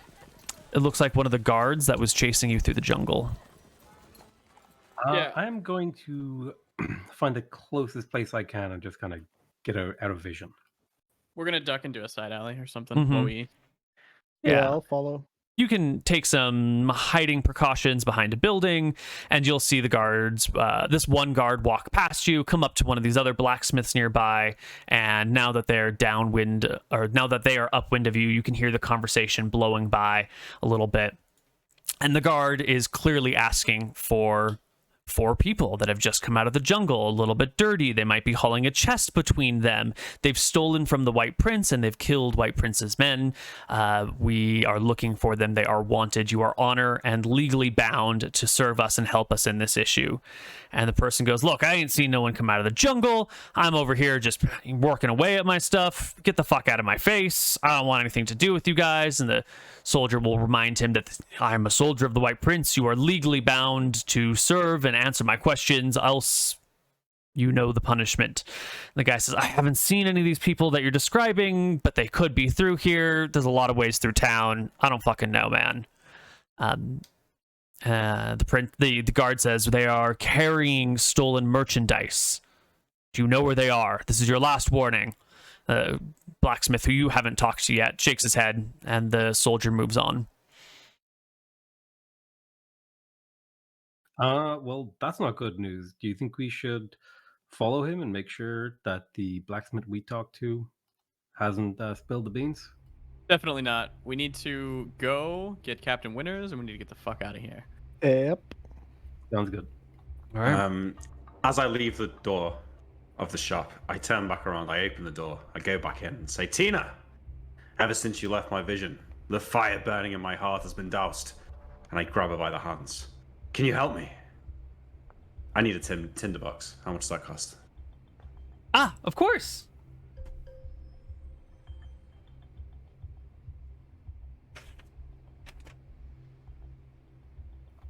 $5 silver. Well, Right. Comes with that pre-charred wool. display, is she a little bit, flustered by it? Is she gonna give him a discount? Maybe give it to him for free? Tinderbox, maybe? Definitely not. No. She's used to customers flirting with her, and she knows how to kind of like roll with it without leading anyone on too much, but, giving enough of a smile that she could, maybe keep a customer happy. Yeah, sure. Okay, I get the tinderbox and I meet it with the party. Okay. You have the extra 6 silver? joking. You had it? Yes. Okay, 5 cool. silver, you said. Did 5. Oh, 5 I've got then. 2 silver Whatever I and said. 20 copper remaining. We've Cool. spent this wisely. I think we've made the most of this money. Yeah. All right, I catch back up. All right, crew, chaps. I got myself some daggers. I Well, got that's good some enough. food. We need to go now. And I We got a saw the White tinderbox. Prince's men. Oh, you did? What were they? Let's head out. Were they looking for us? They were heading to every blacksmith, and it seems like they're about to meet with ours. So Oh shit. Yeah, uh, walk they outside. they were using our description, looking for guys who came out of the jungle with a box. So I think it is time to skedaddle. We would What have do we left the want to box there. I think we're not going to lug an empty box around anymore. Are we so- gonna leave north out of town, back to Yeah, the but tip of people the will island, notice. or do you want to go west out of town and try and loop around the lagoon? I want to go west and then loop around. Yeah, Might take a while, but might be safer. it's safer. I Always guess. safer. Although actually, if we head west out of town and get to the edge of the lagoon, we might be able to follow the edge of the lagoon to the top of the island. That's right. And that is what we'll do. Yeah. We will hope the lie that I spewed that it was to the south will be a good one. Okay. Yeah, so I think we loop around the mountain on the edge of town. Did you want to try go and get north to out the of town or lagoon. south out of town? We want to go west out of town. Well, yeah, South but and west then is west. there's a mountain Southwest west. Okay, Yeah, southwest. South and then west. Yeah. South and then Okay. west, yeah, and then get to the lagoon and then turn right at the lagoon and follow it to the tip of the island. All right, so you're gonna go here and then out this direction, or did you mean right at like this way Oh, to the right, tip? we've got the map. Yeah. I think No, the no, first no, thing no. you do, like It's like this. So this way. Yeah. Okay, like the. Yeah, okay. yeah, So you're yeah. gonna loop back and head back towards Yeah, the we wanna mountain at the loop top. back. Yes. So like, Got it. Perfect. however, we can Okay. loop around that mountain like Sure. at best. Yeah. Yeah, you just come around south around town, go around the mountain. Shouldn't be much of a problem. Anything else that's happening that I should be aware of while you're doing this? Any spells being cast, items being used, hunting being done, keeping ears peeled for the ground, running as quickly as possible? In what manner is all this happening? Nilrim is thinking to himself that he's gonna have to learn this reveal spell, and he doesn't know how that's gonna go. So he's a little, a little scared. Okay. Well, you exit and you begin to loop around. And with that, we should take our second break. We'll come back on the other side with a little bit more Tides of Death. See you soon. Ooh. Hello, everybody, and welcome back to Tides of Death. Our party is setting out from the town, gonna loop around this mountain, head north, get back to the other mountain, find some magic, get some treasure. Huzzah. Huzzah. Okay. So as you go through the town headed south, you're walking through these streets. You know, the streets in this town we're in a jungly area, so the buildings are here, but anywhere that someone is not actively trying to clear jungle, like, plants will sprout. So the town has got a lot of thick underbrush. The little areas between buildings are often like covered in plants and whatnot. The whole area is thick and dense. So it's kind of hard to see ahead of yourself, and it's also not laid out on a nice even grid, so the streets wind and turn. You often can't see more than 50 or 60 feet in front of you before something obscures your view. So as you're coming through town, who's in the point? Who's your lead man? It's probably me. All right, lead man, give me a perception check. It's not me. Well, it's you right now. Ooh, okay. You don't spot anything until you round a corner and come like practically toe to toe with one of these wardens, one of these white prince's foot soldiers, who has stopped to talk to a beggar on the side of the road, and the beggar just like points at you in the middle of the conversation, and the guard, as you're like catching, being aware of what's going on, turns, and you recognize this guy. This is the guy that got pinned to the tree yesterday, and he stops, and he'll need to make a charisma check with some bonuses, but a natural 18. Town still. This is in the town, yeah. And his eyes will fix on you, glance down at your shirt, and it'll slowly resolve on his face that you are the man. The man who threatened to slit a child's throat, but then didn't, Good guy. And he will turn to you with his spear and say, "Halt! In the name of the White Prince, I command you to halt!" Where's the rest of the party? Are they just like right They're behind you. They're walking around. You must have come to a stop. The roads aren't that wide. Maybe some people start to walk past you. Maybe they're just stopped in the road behind you or something. I guess whoever's right behind you can also see this man. Probably me.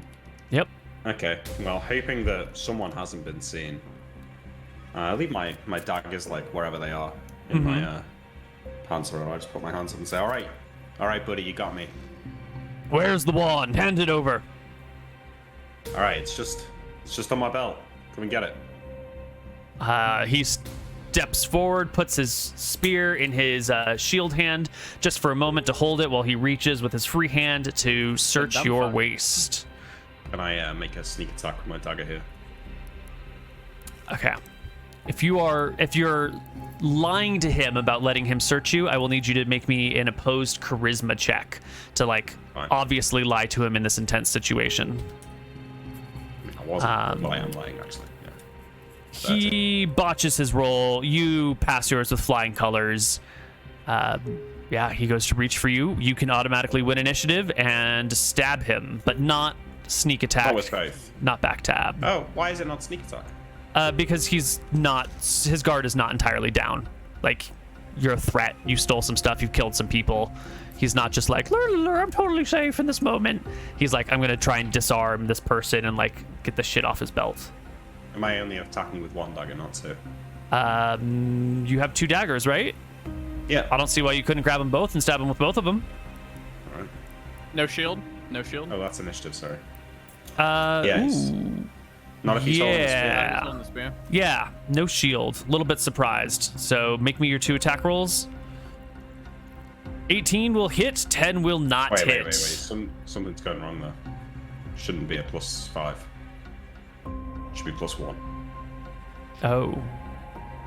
So 14 and 6. Because I've got that set up as ranged. That's why it should just be a 14 and a 6. Yeah. Okay. Well, the 14 fault. will hit because his shield is to the side.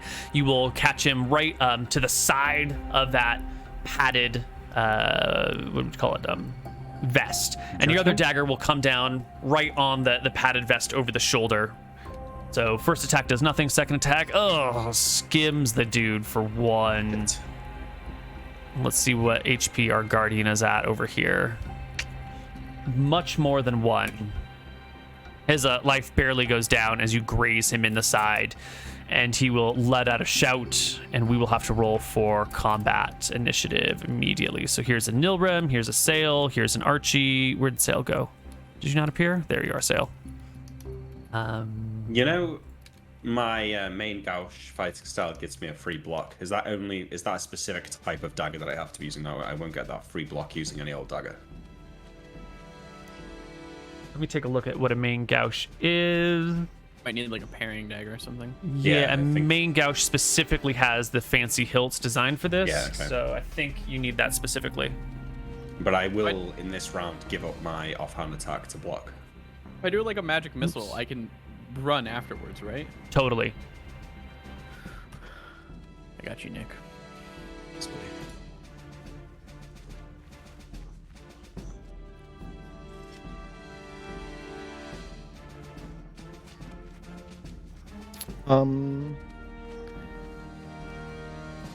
If I want to disarm this guy as my action, how do I roll initiative for that? You would roll it as if you were using your regular weapon, whatever your regular weapon is. Is that your hands? My fists. Yeah, so I would roll in at your normal weapon speed. I'm sorry, I still don't know how to do this. If you just click on your token, and then when you're on your character page in the combat tab, you just click the initiative last button. column It looks like a says pink initi. die, initi. Yeah. Got it. Hold on. You gotta click on your character first. There you go. So you Yeah, rolled an but- 8. Sort of. Sort of. The character wasn't clicked, so it didn't go into the order, but that's fine. So your token, if it's selected when you do that, it'll automatically put you in the order. If it's not selected, it'll sit on the outside. Got it. Yeah. So Sail also comes in at 11. The guard rolled crap for initiative and is going very last as he recovers all of his things. Nilrem is first, though. A magic missile. The guard? Yeah. Fucking. Yeah. So 1d4 plus 1. Yes. The missiles fly from her hand, wrap round the captain on either side, puncture the guard in both his flanks. He coughs. A little blood comes to his lips. Archie, before the guard even has a chance to recover, you get to act. Okay. So I was going to try to disarm him, right? Is that like a normal attack roll that I do? Let's take a look. Special actions. This is an offensive disarm. Yes. So you want to make an attack roll and roll at least a 16. And he will make an attack roll. And if you make your attack roll, I'll do the rest of the math. 20. 20 is a success. Yes. And the guard will do a... Where is it here? Attack roll of his own with a 14. Disarm works very much like a block.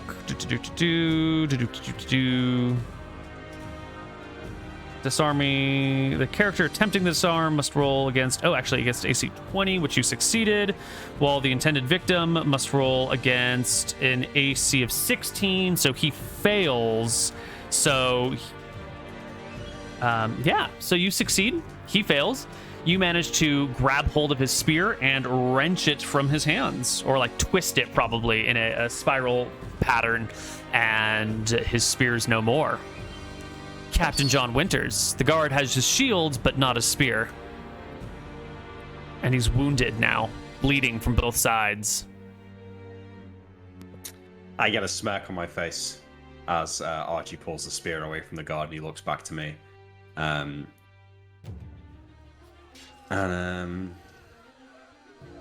thinking about giving him a chance to surrender, but I don't think I'm going to. So I will now just attack with my offhand since he's no longer got a weapon. Mm-hmm. Oh my god. Those are both critical hits. Roll me 4d4 damage. 12 damage. 12. You gut the guy, and he slumps down in the streets, bleeding to death.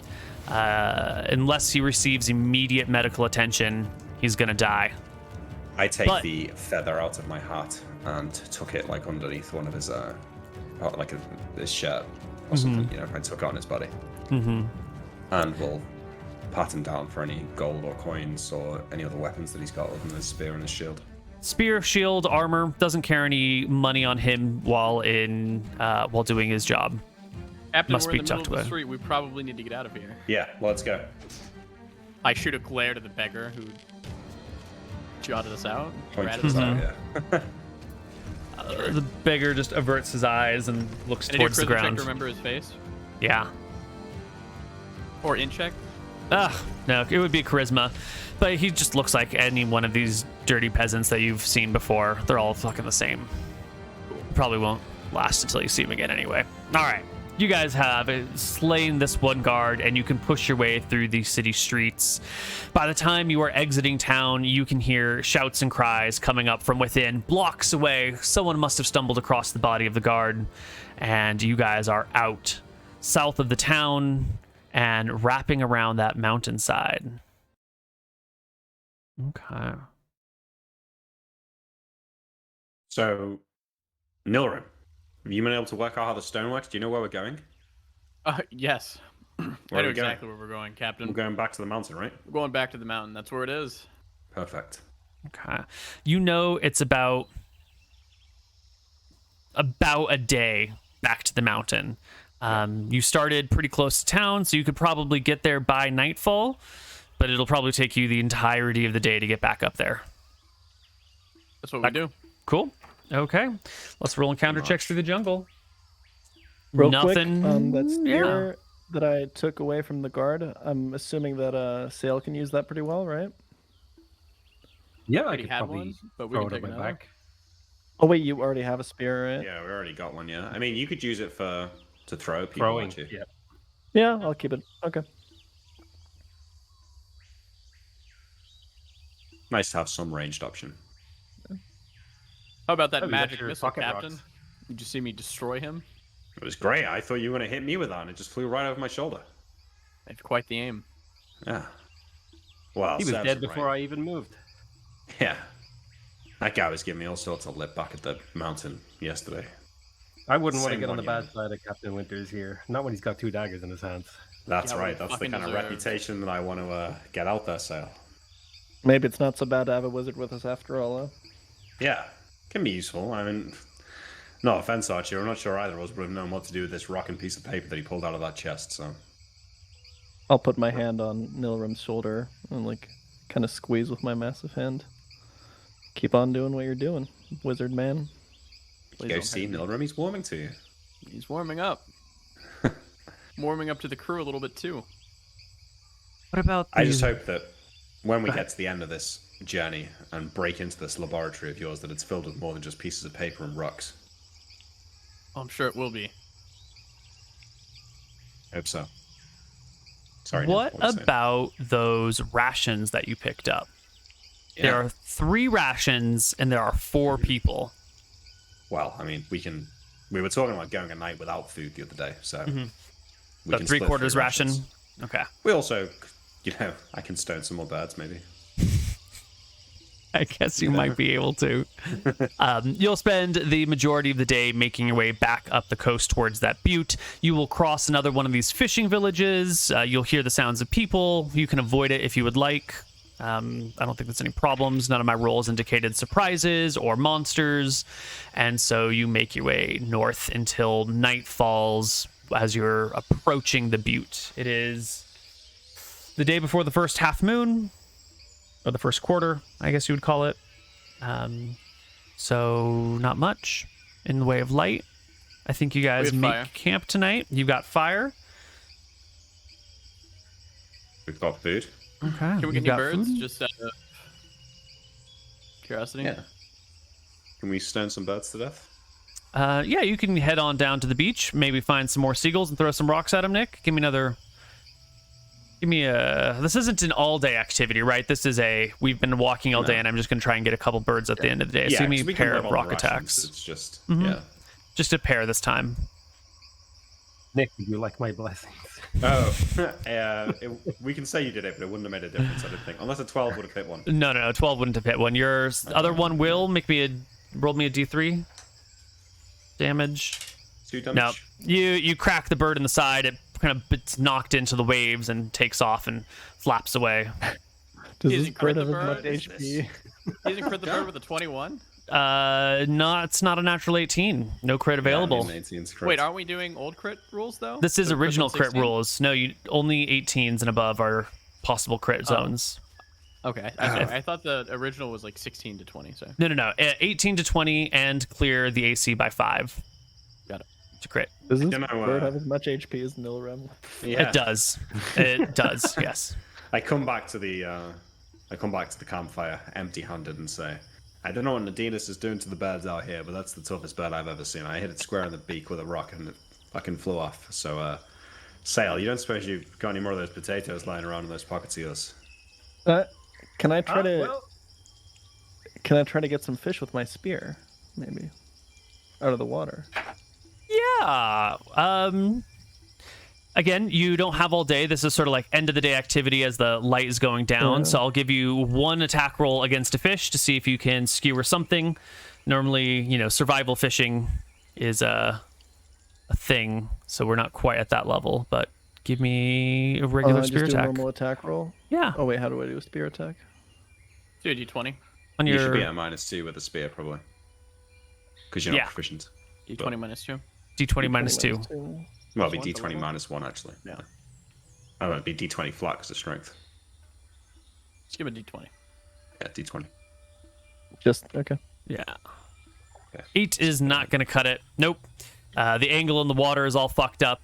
The light travels through water differently than it does through air, and so you try and stab the fish, you hit a few inches off to the right. That's sort of just an indication of how the rest of this hunting goes. You end up not catching anything before the sun diminishes, and you guys are just eating these rations. If you had a survival proficiency, you'd be able to just make that check and find food for people and move about. If you're standing in one place, you guys might be able to feed yourselves for a day, but generally it takes some skill to reliably feed yourself. Doesn't Sail still have some potatoes that we could eat? yeah. How much did Yes. we eat? I'd say 5 pounds per person. I think I had 30. Was I don't think you eat 5 pounds of potatoes a day. No. That's a We've got lot of more than- potato. Okay. We've got some left, so we can supplement our rations with potatoes and we can eat for the night. Yeah. I think 2 Could I potatoes. read an omen before we go to sleep? Yes. I would like to find a Yes. tide pool. I gotta remember how to phrase this question.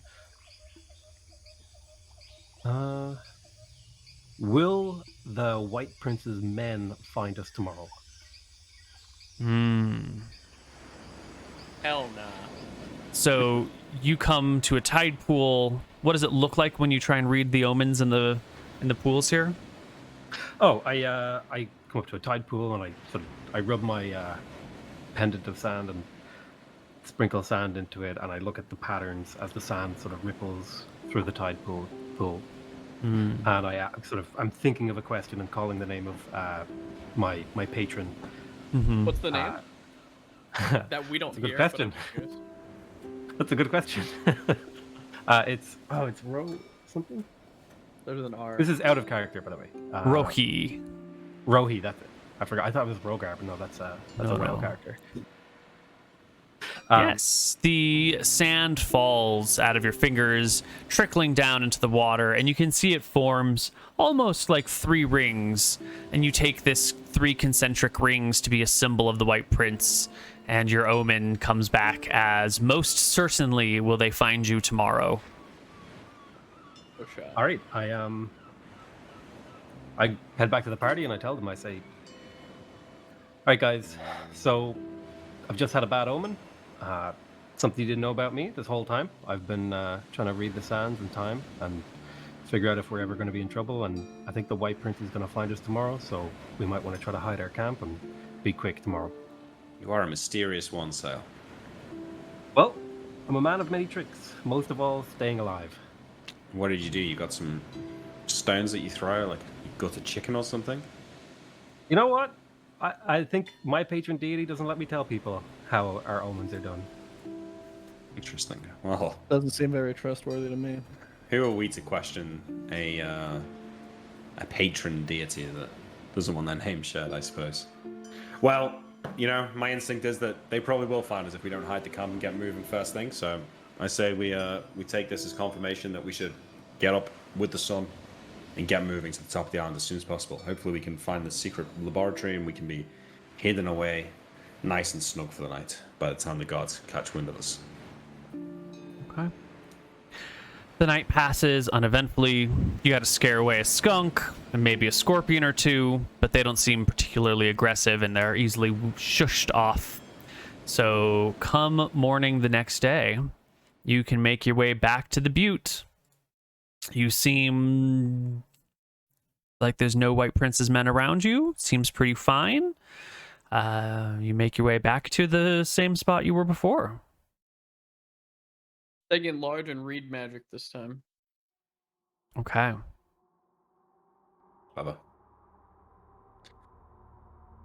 You said we're back to the spot that we were before? Yeah, you're back at the mountain where you were, where you dug up the treasure chest. That's where you wanted to be, Well, right? 2 miles away, if I can feel that it's like about 2 miles away or whatever. Doesn't matter.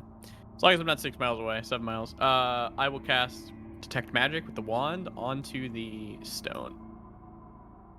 The stone beacon that you've got. Yep. So when you use the wand, you see that the rock has a beacon on it, the wand has a beacon on it, and since you're near that spot, you can also see the magic of the wizard mark on the rocks.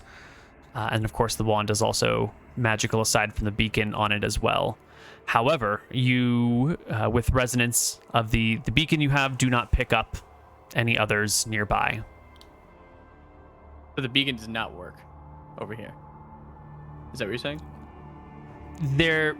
I feel like we might have a misunderstanding of how the beacon works.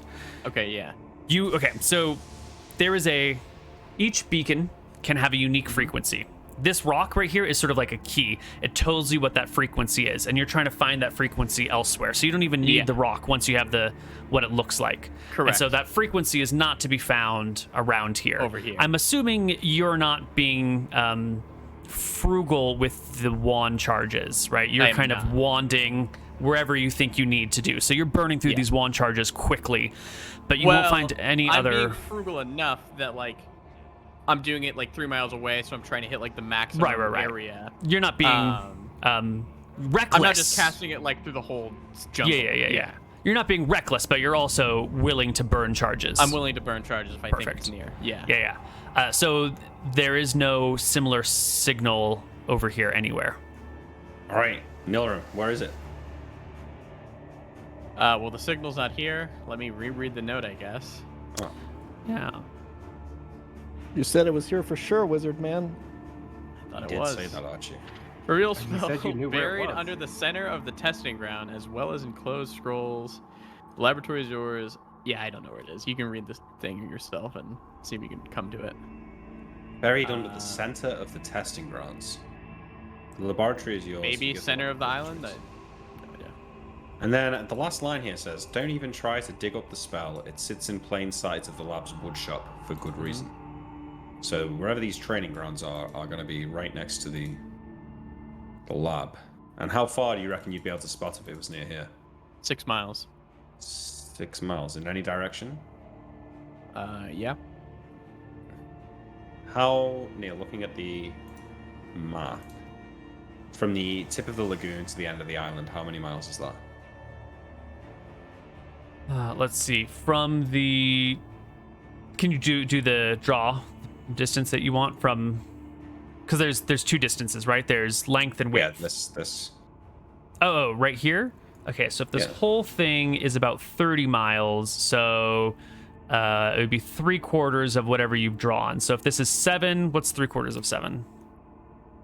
5.5, 5.25. Something like that, yeah. That's how many miles it is. Yeah. So we know it's not on the tip of the island then, right? It shouldn't be. That seems correct. While this is happening, can I realize that my omen went off, and I was like, oh yeah, I should probably keep an eye out for the King's Men. Yeah. What does it mean to keep an eye out for them? I'm gonna like find a high rock and just kind of like lie on it and keep like just look and see if I see any activity in the woods to the southwest. Excellent.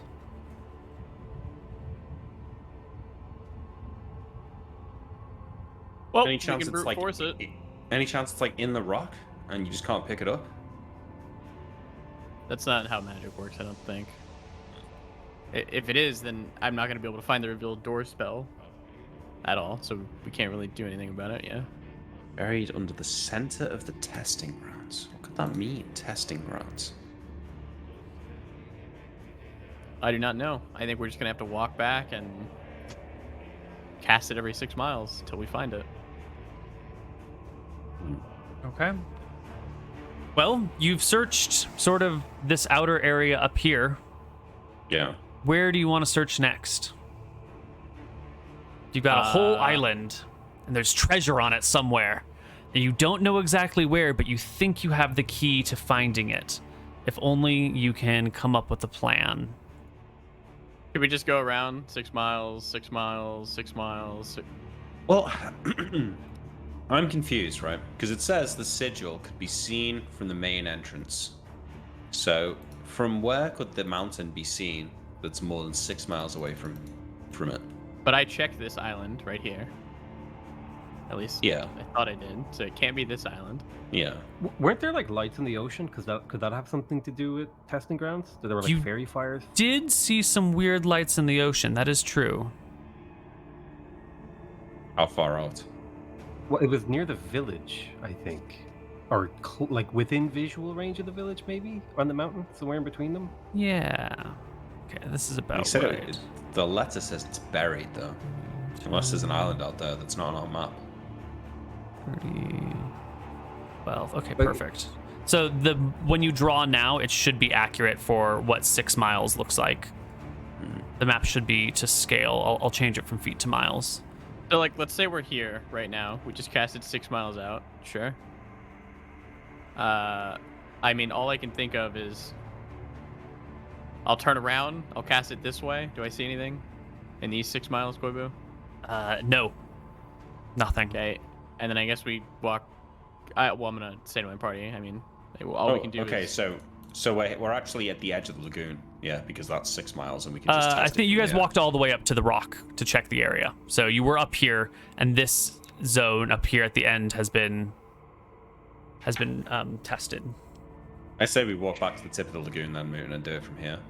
Do it Get from the here. Sure. I mean, I'll just turn around. I guess there's no reason not to use the charge here. Sure. And I'll cast it this way. Do I see anything? No, Oh. there's nothing. Okay, so there's nothing on this side of the island so far. Can you not check in a 360-degree arc each time? Cast. So you are using a magic wand that you've never used before, and there are some questions about to how exactly it is working. So I don't want to give you too much detail on it, just to say that like you are checking in this area and that area and that area. So you've searched this region with Sure. a few charges. Yeah. Cool. Nothing is over here. Cool. Yep. Beacon's not there. Okay, we're just gonna have to brute force this then, because I don't see how to do it. yeah. So So we Okay. go down to like here and test again. yeah, we'll go over. Go down the wherever. western edge. Keep searching. Totally. Yep. Okay.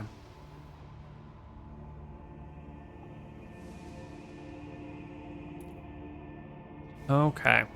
So, let's see. There are a few dangers. 1, you could run into the White Prince's men. 2, you could run into hostile denizens of the area. And 3, you could just starve to death. The last one is the least likely to kill you, and it's the slowest to kill you, so we're not going to worry about it right now. But White Prince's men, you expect to be on your tail. You don't see them yet. And monsters keep coming up with negatives on our wild monster encounter check.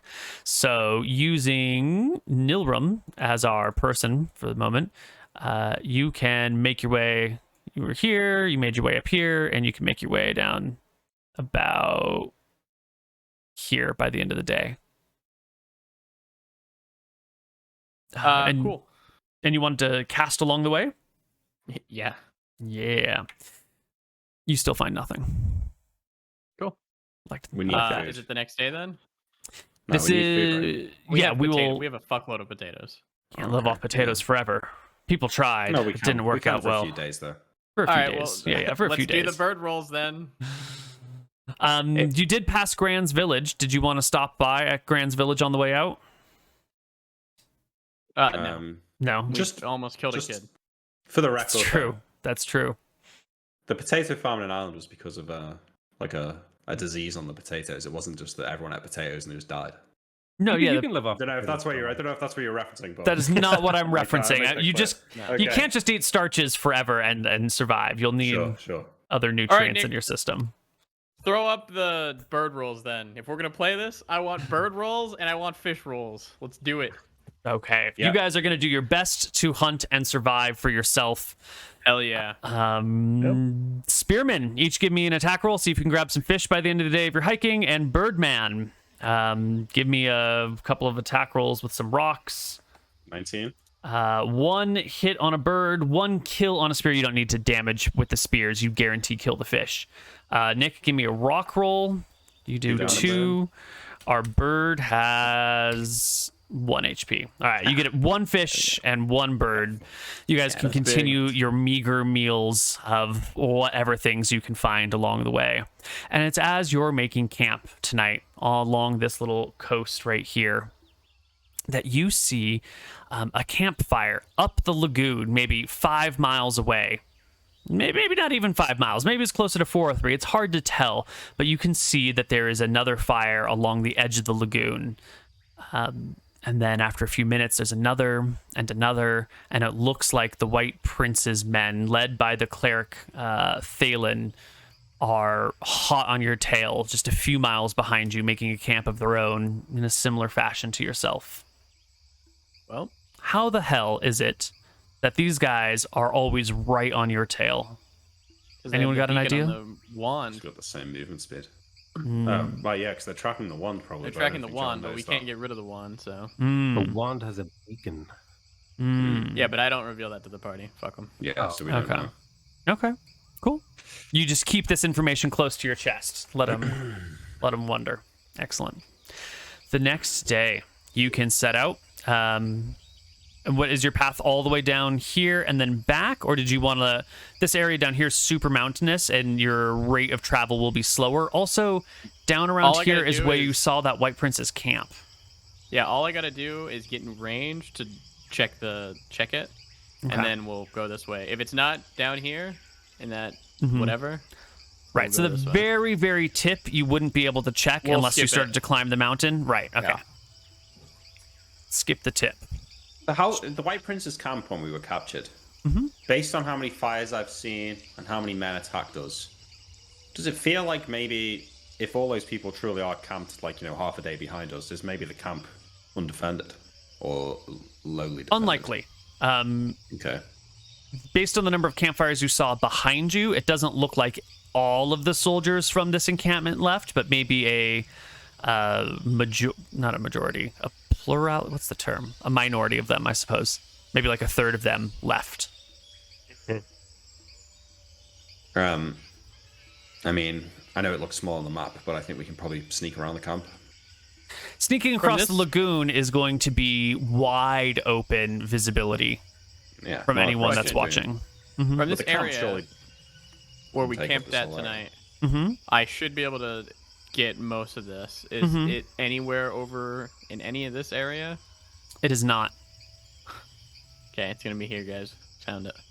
Yeah, the training grounds could be down here. I But guess. Neil, this part of land is like a mile across, so I say we can sneak Mm-hmm. by the camp without going over the lagoon. Okay. Cool. You're gonna come to the edge of the lagoon and try and like sneak around it like this. Yeah. Yeah, or maybe Sure, a bit if that's- deeper. Also, into the we should mountain note area. that this map, like, while maybe the length and the width is to scale, everything else is like this is not necessarily 1 mile across. I think earlier we had discussed it as a few hundred feet across. This map is like, you know, a map so you can find your way around, but it's not a. Well, it's quite a big difference then. If it's a few hundred feet, then it sounds like the camp will encompass Yeah. from shore to shore. Yeah, we ran into this problem when you were at the camp, when you had captured at the camp, that from lagoon to shoreline only has like a few hundred feet between the two. So this next day, heading down the coast, right? Yeah, and I'm gonna use my detect magic one not sparingly here. Okay. So like I'm gonna use it once here to check, Mm-hmm. and then once when we get closer. Mm-hmm. Okay. You can get pretty damn close to the White Prince's camp. In fact, you will get close enough that you will stop because you see a guard on the beach keeping an eye up the beach while you guys are coming down the jungle, letting you know that you've gotten very close to the camp. Anything? Nothing.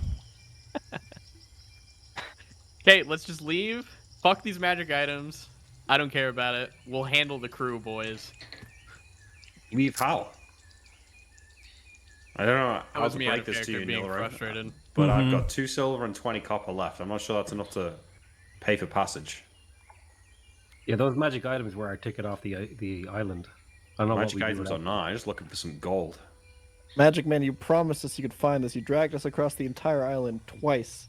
You found nothing. Now you just want to give up on this? Yeah, You it's guys gotta better be what stop or I you're will saying? break this magic wand. I swear to God, I will. Don't be an idiot, Nora. How does it work? Is it broken or something? I don't know. Let's just keep marching, and I'll check a few more areas. But Marching where? We can't go past. We can't go past the camp. The only way through this is at night. And Well, even then, then, it's Captain, gonna what be do you dangerous. what do you want us to do? We're currently I think between the maybe- camp, and we're between the men.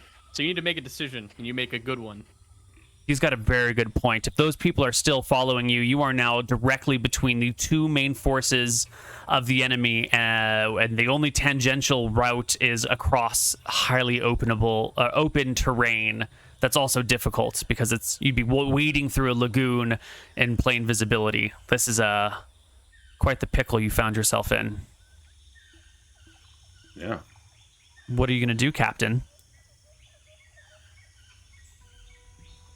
I'm thinking. All right. I take a moment to think.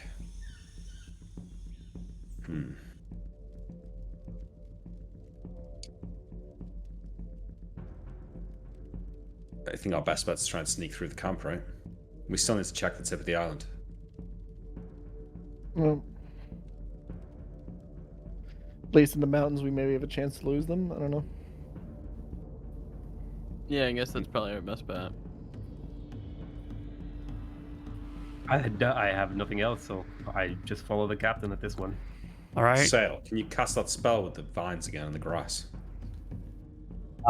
The one that makes it hard to walk through? Yeah. Yeah, I could. I reckon I could make some difficult terrain around here. Make Make it have hard it for people ready to in follow. case they spot us and they come running for us. That's going to be our way out, right? Put that Yep. between us and them, and we make a run for it. You got it. I got a couple other things up my sleeve too. Okay, let me scout out first, and I'll watch for me. I'll give a signal when it's time to move. So I'm gonna try and do like, I don't know, like fucking, what was that game on the Xbox? Tom Clancy's Splinter Cell. Running from fucking box to box, staying in the shadows, you know, waiting for the guards to go on their little patrols. I'll wait. I'll spot their patrol. I'll wait for them to be, not looking. I'll press tab and click on them so I can see their vision moving around. I'll crouch so that I'm crossing their vision in the low light area and they can't see me. Uh-huh. Did anyone Only play the it game works that easily. Commandos? That was a sick game. That was a brilliant game. Yeah. Did you play that Desperados 2 that came out last year? It was like basically just a rip off of Commandos. It was sick. I didn't, but I think I saw trailers for it, and I was just like, man, I don't want to play a game like this after like 20 years. Yeah, man. Commandos was sick. Alarma, alarma. Sorry, okay. So you're going to start to sneak through the camp on your own, is what I'm hearing? I'm trying to stay like one step ahead of the group, right? So I go from cover to cover, and then so I wait for it to be safe for me. I move to the next piece of cover. Then I wait for it to be safe for them, and then I give them the signal to move to the next piece, and then we do that. All right. What is your move silently chance, Captain John Winters? Oh, 55%. All right. You move to the first piece of cover, which is one of these like barracks tents, you know, where a whole bunch of cots are laid up, and you can actually see in this room, this is where a lot of the soldiers' personal effects are. There's a couple of chests in here which have dividers built into them. So, you know, John's stuff goes here, Tom's stuff goes here, Naomi's stuff goes over here, sort of situation. And that's the first tent that you get to, and you can like wave the party over. Is there anyone in that tent? No, it's empty. That's why it's good cover. Do I see any like? I mean, could I easily like sneak under the tent and get into the room and loot the shit or not?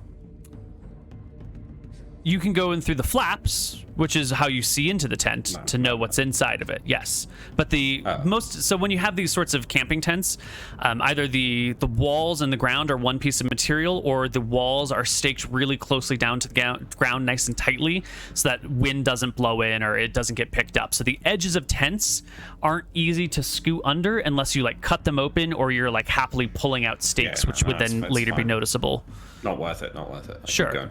All right, you get into this tent, you wave the others over, you get in.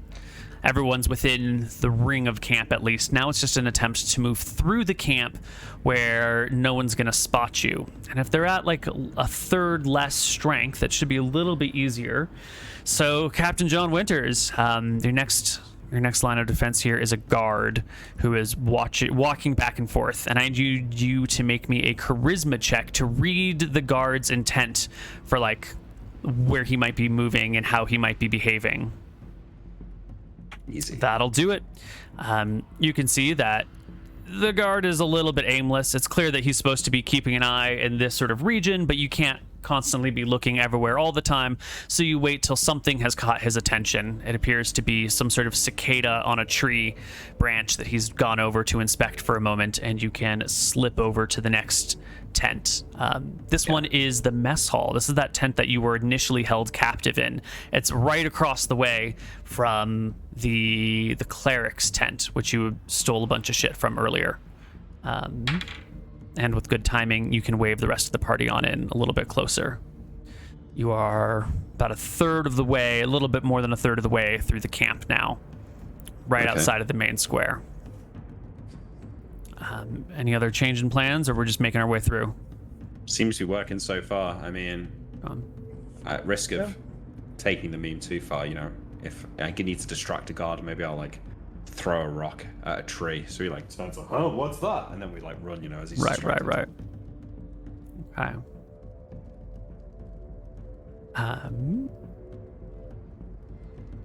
The next area that you've come to, you can see as the person who's kind of watching this hallway moves away for a moment, you can see that there's room to sprint to the next tent over, or the next good section of cover.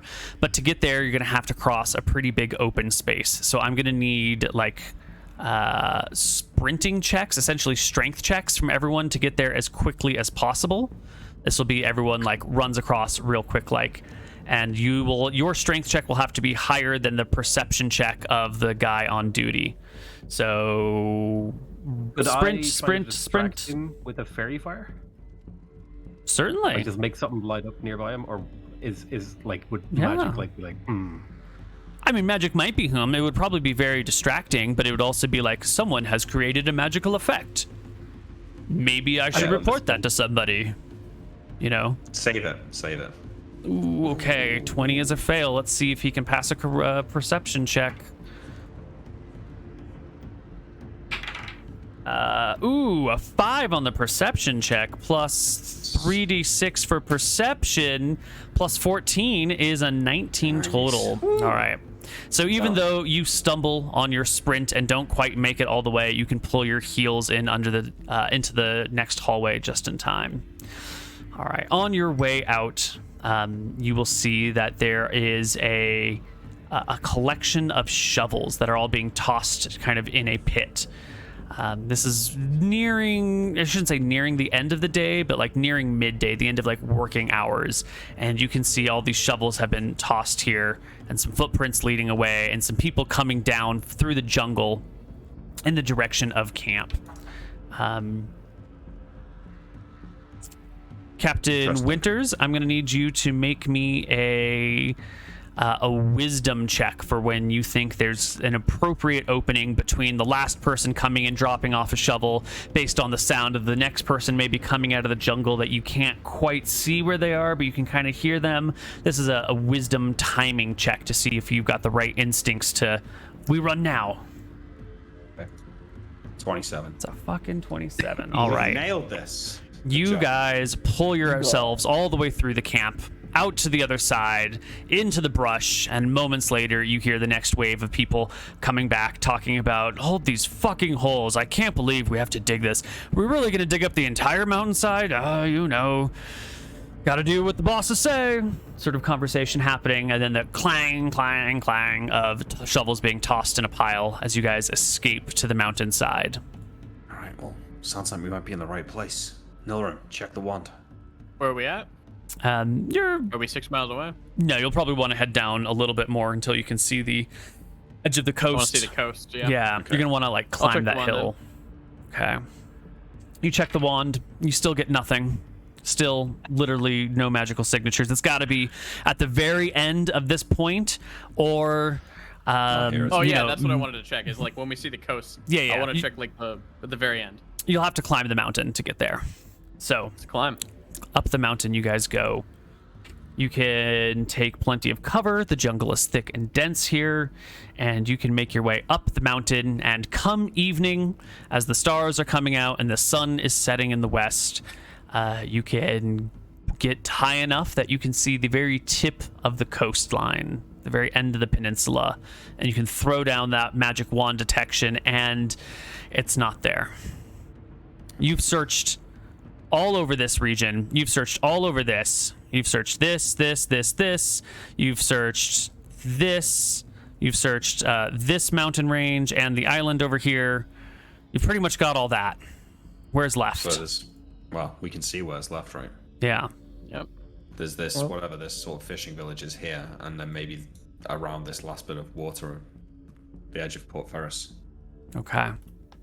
So, if it's nighttime now after climbing up the mountain, it seems like a nice place to camp. You know, we can look out over the island. Mm-hmm. Yeah. John, do you remember that one guy on the ship that when people were looking for something would always say, huh, it's always in the last place you look? I hate that fucking guy. Why was he always right? I kind of want to bash that guy's head in right now. Yeah, right. Yeah, exactly. It was always, you know, go and find the barrel of rum, and you check every fucking barrel in the bottom, and then each one would be empty or filled with gin or water or some other lemon juice or something, and the rum would always be the last one. And he was always so smug about it as well. It's like, you haven't got the rum either, motherfucker. What are you looking so smug about? I hated that guy. Fuck that guy. Sounds like you had a regular cast of characters on your boats. Yeah, well, you know, we get sick of them after a year and move on. All right. As you're making camp tonight, up on this mountain with a good view around you, you can see torchlight, a whole bunch of them deploying from the White Prince's camp. Looks like the guards there have all been given torches, and they're beginning to spread out and fan out, and they're coming for the mountain. These people that are following you have realized you're here, and now they're using the full force of camp. It looks like dozens of torches pop up in the light, coming in and out of view through the jungle as they go behind hard cover and soft cover. And it looks like you're not going to be able to rest tonight. You're going to have to move because these men are coming. Where are you going to go? How are you going to do this? I guess I kick out the fire. I wake up whoever was I took first watch last time, so this is probably during my watch, is it? Sure. Or not even? Yeah, that would be at the very beginning of the night that you see this. Yeah, okay, so people are relaxing, you know, maybe Nilrim's looking at his books and Archie's sitting on the mountain looking at the sea. I come over to everyone and kick out the fire and say, Look down the hill. Torches. They must. How do they know where we are? I would have thought that once they got back to their camp and didn't find us, they'd have got confused. Thought maybe we'd give them the slip. Must have seen our tracks coming up here from the camp. Could be anyone's tracks, but I guess you're right. I think we try and crest the mountain and move down to the other side. Get to the coast on the other side. That's the way we've got to go anyway. It's going to be dangerous walking down the mountain in the dark, though. Do we have anything to use for light? I can make light, but only for a few minutes. We'll save that. I don't know We if it's might a need good it. idea to make light, though. No, I think it's only if we get caught in a worse situation. I was going to say a bad situation, but we're kind of already in that. Well, where do you guys want to go? If they're coming up the mountain, do you go to meet them? Do you go the exact opposite way? Are you going to go tangential? Like this way. Go over the mountain like this to the other side. Over I'm and sure. down. Okay. So you guys have already been like hiking this. all day, sneaking past guards, climbing mountains. I want constitution checks to see where you guys are fitness-wise. And if someone fails, then we'll have to figure out how you're going to get them to keep working, keep running. It's like everyone passed, but But sail. Sail. All right, Sail, you're getting tired. The rest of these folks seem to be able to keep pressing on, but maybe it's those shoes that you don't have. Maybe you're getting these blisters on your feet. Maybe your legs are just starting to give out. Maybe you've been getting the smaller portions of like random birds and fish and beef jerky, and you just haven't had enough food. But you're lagging behind as the party climbs the mountain over the crest and down the other side.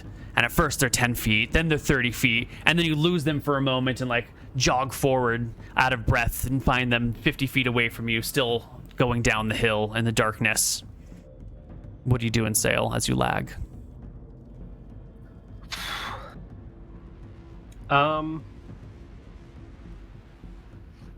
guess I will try to throw a stone to get someone's attention. That I need a bit of help. Certainly. So I bend down, I scoop up a rock, and I kind of like, as best I can, like try to aim it, not like with intent to kill, but just to kind of like get his attention. Yeah, Nilrum is the next person in line, so you would catch Nilrum's attention with the rock, nice and quietly. And I'm Give him like, a shrug. I'm like waving my arms. I'm like, come over to me, and I'm like limping down the mountain because like I tap, the wound in my leg is acting up. Mm-hmm. I'll tap the what's his name? Archie. I'll tap Archie in front of me and I'll point back. This is more of Archie's job than a wizard with 12 strength. Mm-hmm. Well, Archie? All right. I'll sigh. I'll fall back and I'll kind of help prop him up. All right. What are we Nice. doing? I'll I put stop my and arm on turn it. around and Put see my what's arm on going his shoulder, and I'm like limping along. Okay, Archie, As you I'm- passed your con check with flying colors. You made a 30, so you can keep going. Why don't you give me a strength check to see how well you can support this person? If you can pass a strength check, why would you not be able to? You're Archie, right? You have 17 strength. You'll just fucking wreck everything. That's not a problem. You can haul your ally down the mountain. Nick, what were you saying? As I'm waiting for the rest of them, as Archie to like get to Sail and like catch up, I'm watching over the top of the mountain, the crest, to see if I see any like torchlight coming over the top, or if maybe they're limiting their search to the other side of the mountain. You do see torchlight up above. You see torchlight on this side of the mountain. It looks like they were kind of fanning out across the whole thing and then coming over en masse. So there are some folks that have like done a one of these maneuvers. Okay, I think we keep going down to the bottom. At some point, we're gonna need to stop. Once we get down to the coast, this is like a mountainous coast. I expect that there'll be like caves down here. So we're gonna need to rest. And this last bit of journey, once we get back into the beach, it's gonna be tough going along the coast, depending on how big the beach is. So if I can spot like a good cave to rest in, especially if one's like a bit hidden from view, let me know. Okay, so you want to find a cave along this stretch of coastline, right? In the mountain zone? Yeah. Okay. Why don't we just push through for the day and just keep going? We've already made the con checks for it. We should just push through, just keep going, and Just hike through the night? I guess we can. If it doesn't look like we're getting cut off by guards, I'm worried that we'll get down to the shore and we'll see them searching like in front of us. Well, if we see that, then if we wait, they're definitely gonna find us. Okay. And then we just keep going, right? Okay, let's see what we find down there. All right. Well, at the point of your closest approach between the people who are looking for you and you guys who are trying to escape, we're going to have an opposed check. You guys aren't going to be actually particularly close. You've done a good job with these incredible con checks and strength checks in order to like make some good time. So everyone in the party give me a dex check. I will give the closest guard a perception check at like -5 for the distance to see if they can hear whatever terrible noises you guys make. So they roll an 11. Heck. Their perception is a 7, -5 is 2, plus 11 is a 13. So as long as no one rolls less than a 13 on a dex check. Oh, we got real close though. Oh my god, that was close. Okay. You guys had enough distance from your con checks to make it fine. You get past the section of guards. You can see the torchlight continuing along the mountainside as you squeeze past them along the coast, making your way until... Can you do about that range through the night? Once you get to the coast, it's pretty easy to see where you're going because the open ocean will reflect the sunlight a little, the moonlight. It's half moon right now, and you can make your way along until you come across this great hut that's built up on stilts. It's not a proper village as this map might have made you think. Instead, it's like a massive lodge built right on the coast. It's like 60 feet wide, 120 feet long, 2 stories tall, built up on stilts right on the beach that go up for like 8 feet with some ladders to get up to a boardwalk that goes all the way around this building. There's lights on the inside. Right here. There's no magic. This is the laboratory. I'm gonna be It's not it. Okay. It's not. It's not it. There's lights on inside and smoke coming from a chimney. It looks to be occupied, probably by a lot of people. Does it fly the flag of the White Prince or anything like that? It flies no flag in the night. All right, guys, we need to rest. This looks like it might be a tavern or something. I don't think I've ever seen a tavern that big. Sail. I hate to Has say anyone it, ever Captain. seen anything like this before? What do you say, Nilram? I think that they can track us. I don't know how. I lie. But I think that they have been tracking us. At the very least, it's a little suspicious that it seemed like they started coming down the mountain with us. They might know. I mean, if they can track us, though, they don't know exactly where we are, right? They had to fan out in the hills, so... We're so close to the last bit of land that we need to check. I say we just push on for another 2 miles. 2 to 3 miles, and then we'll be able to get the whole island and check it all. Are you sure? I'm sure. Surely. It has to be here. You read the passages. You know it has to be. I look at the state of my crew. I look at Archie. He seems fine, right? Archie's fine. Yeah. 3-4 more miles, Captain. I look at Sail. How's Sail looking now? Sail's he's in bad shape, but Archie's giving him a hand. Okay, if we can keep going, we can keep going. All right. If we can. Oh, you can keep walk- going, Captain. You can walk along the coastline here. All right, listen up, boys. Nilram says 3 or 4 more miles, and then we know for certain. So that's it. Just get these 3 or 4 more miles, and we'll be good. Okay. You can make your way to this cove right here and get yourself to the back end of this cove. Beaches here are nice and sandy. The jungle is very thin. It's almost grasslands or just like low-lying vegetation all the way to the inland lagoon and out the other side. You're kind of like in between swaths of jungle here and here. We seem to be right here. Could be All the right. testing grounds. So They maybe clear that land. Push where there's no past jungle. this area and go back into the jungle is what I'm hearing from Nilram. I think so. I mean, yeah, Okay. we have to, I think. All right, you can get Go most of the on. way through the cove until you get into the cover of jungle again.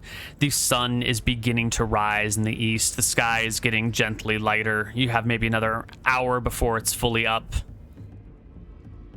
I cast my detect magic. You notice a signature of the beacon God damn it, we could have just done it in fucking Port Ferris. Found it straight Right away. out to the middle of this lagoon. Captain, I found it. Oh, thank the gods, Nilram, where is it? Is it? Tell me it's here, Nilram. I can't walk another step. It's in the middle of the lagoon. It's about It's 6 where? miles away, Captain. It's where? I point. 6 You said it miles was- that way from where we You are. said it was buried. I will punch a tree. What the fuck am I supposed to do? I don't know anymore. Nilram's tired. Archie, calm down. Don't hurt your hands. I thought this wizard was meant to be smart. Look, this is an easy walk. I point to the nice beach. This bit's easy, yeah, until we've got to go wading into the center of a lagoon and digging around a bunch of mud. Although, Yeah, are you telling me you may be going like a 40-mile hike up and down this thing because you didn't turn around and point your wand to the south? I think I would have in character, but I'm not gonna play with it now. So it's Yeah, fine. you had It said is you what checked it the is. mountains, you checked the island, and I was like, ooh, It is is this what where it I is. double check where he... No, we'll just let it be. Yeah. It is what it is. Not Mm-hmm. gonna justify myself to you buffoons. Keep walking. We got 6 miles to go. yeah. Okay, look, I turn around. I know I said it was 3 or 4 more miles, but Nilram, we'll go to the edge of the lagoon. We have to rest soon. Even I'm starting to get tired now. You can hike as the sun comes up along the coast. Get to the edge of the lagoon. The sun has been up for an hour now. Everyone give me a con check again. Sail, give Big me a con check con. at disadvantage. Because you failed your first one. Oh, nice. You all did it. Your second win has arrived. The smell of treasure is palpable. The knowledge that you're this close to it. The knowledge that your people are coming after you, and that if it's really in the middle of the lagoon, it's going to be visible in broad daylight for anyone that's remotely near the lagoon would be able to see you guys out there. So this second wind of energy will hopefully carry you through. Why don't we find out, though, on the other side of our break? See you guys soon. Hello, everybody, and welcome back to Tides of Death. The party is at the edge of the jungle, at the edge of the lagoon, practically. You can look out to it with this magic wand and the beacon concept in mind. You are guaranteed to be able to find it unless your wand runs out of charges. It's just a matter of getting to the middle of the lagoon and then finding it there. So when you say lagoon, I'm imagining like a lake, but is it more of a swamp? No, it's more of a lake, sandy bottom, shallow lagoons like this on these sorts of islands will tend to not get too deep. You know, maybe at the deepest point it's overhead, but most of the area should be, knees to chest height. We all have swimming, right? Yep. I yes. would never not take that, I think. Yeah. So I believe think it should everyone's be got okay. swimming. I got it. Yeah. Okay. Well, I guess I'm we a start power wading gamer, in right? then. All right. It's morning. The sun has come up. You've all got your second wind. With any You want luck, swimming walking through the proficiency night means that the guards have to stop at some point, so we've probably gained some time on them here. Mm-hmm. God, I hope so. No need for swimming unless we come across it. So is it just the whole party walks out into the lagoon together looking for this thing? Is there another Yeah. plan of attack? Nope. No, No. we're at our That's the wits' plan. end. We are all Oh. fucking exhausted. This is our Yeah. literal last hope. You We're walk out following to the middle of the Nolan's lagoon. guidance.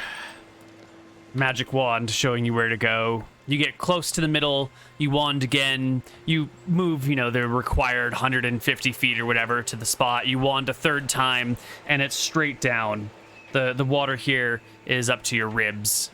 And somewhere under your feet is this box. Is this something? I get digging. Okay. Time to dig under the water. That'll This isn't even require... the last step, is it? This is literally just where it's buried. God damn it. Nah, it's the last step for sure. Surely. Okay. I don't think there's any checks needed here. It's just a matter of time. And as you guys said, you probably have a day on the guards who Can we do a would prob- check for like speed? At Yeah. the very least, because it can't harm us. It can't harm you. What? It can't harm us. What do you Can't want? harm you. You can Strength? roll one. Yeah, Archie, give me a strength check, buddy. Okay, Mr. Muscle we yourself. have Big one. Absolutely. Good It'll enough. take you guys a while. It'll take you a while.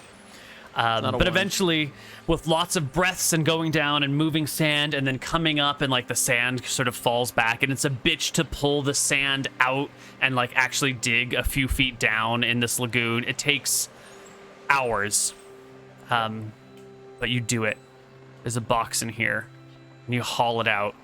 And this box seems to be probably wooden underneath with like leather over the top of it and then metal bands around it. And the leather, even here in this situation, looks a little bit worn and old. And this box also looks like it's seen better days. And there feels like there's some sort of waxy substance between the leather and the wood underneath. Someone clearly tried to waterproof a chest, but it's been here for probably a couple thousand years. It's still in some remarkably good condition for the place it's been sitting. It was probably made of the finest materials with the best craftsmanship put into it to give it ultimate longevity. And you got this box. Is it Like the locked? one before you, it's locked. And you're in the middle of this fucking lagoon. And you just gotta... You just gotta get somewhere to open it and get to town or get to a place to rest. You're down on HP. You need some sleep. Your muscles are fatigued. You're exhausted. You haven't been eating well. There's been like random seagulls and shitty tiny fish. Okay, let's get shortest direction possible back to the shore, back to where there's some trees. I'm gonna makeshift some lockpicks again, try and get this thing open. If not, I mean, I don't think John knows this in character, but I mean, don't you have to like learn the spell, which is going to take some amount of days? I'm not actually sure 100% what's inside. Okay. Well, because we might end up having to find like Yeah. an inn in town and maybe even like stash the one somewhere so that they can't track us to the town. I don't know. Well, we did have a skeleton key that might be a house we can hold up in, unless that guy's body's been found and people are like, this guy's missing. Yeah, or maybe he's not from this town. You know, he could just have his key with him from wherever he's come from. But maybe it is. Just roll well. Be able to open the lock, please. Yeah. So Neil, can we drag ourselves our last bit of strength back to the shore and makeshift some lockpicks? You settle down under the trees. You've got some daggers now. You can grab some branches and try to makeshift yourself some lockpicks and pray that this goes better. What is your lockpicking chance? Not enough. You really need some proper tools because these little bits of wood aren't working. They're snapping off. They're not finely enough made to really even feel the vibrations of the tumblers. This failed enough to destroy the wood within the lock. Yeah, you're gonna... The makeshift tools give you... When they fail spectacularly. So... Nilrim cries from exhaustion. We've got to sleep. We're an hour away from town. Should we try and go back there, or should we just try and sleep here? But they'll find us, right? You said they're tracking us. They must be using the wand to track us somehow. Wand. The wand that we've needed this whole way. But Well, I don't think we're gonna need it anymore. Well, we already established that they can't track us to the exact location. What if we just bury the wand somewhere? Make our way to town, we'll come back and find it. Wait, is the wand the key? Can you like tap it and will it open? I'm so sick of wandering around with no idea what we're doing. I'll try anything at this point. This is a wand of detection of magic, but I mean he'll try it. Yeah, Abuse him. it's a dumb idea. You know that. Yeah. I'll just Sorry. abuse him. Wait, so after my stick breaks in the lock, I scream in frustration and attempt to just... I'm just gonna try the open doors check now. I'm just gonna try and fucking rip the... I don't know. You should let Archie try the open doors check, right? Well, he can Let- try after me after I fail. Hi, hell yeah, We'll I'm just gonna use try it too. your roll, whatever it is, and measure it against Archie's rather than giving him a second chance. That way there's not the like spam. We'll have the weakest It's- person, the second weakest, and the third weakest. We won't. It's What is we it, won't strength? allow. right? Or is it just He's D20? rolling. D20. Okay. It's a D20. You want a 10 or lower, Archie, to break it open on things. To yes, you He hopes so. obliterate this chest. You bash it to I pieces. cry in happiness. I will let Yeah. out a scream as I obliterate this chest. Archie, you Ugh. absolute beast. I Bing. scramble for the shit Thank inside. fuck for that. Yes. I soy dive. Within it, Jesus. there is a leather-bound book, which is wrapped in a waxed, like a wax paper bag around it, just in case water gets into the whole thing. And the leather-bound book is tiny. It's really thin. It's like one spell. And you pull it out, and it's in the language of magic. You're going to need to read magic to I really have it. read it, and Which he you do has. have it. Which he I has. do have that. That Well, has been prepared. This is what we've been looking for, Nilrim. This is the smallest book This I've is ever it. He cries in happiness. seen.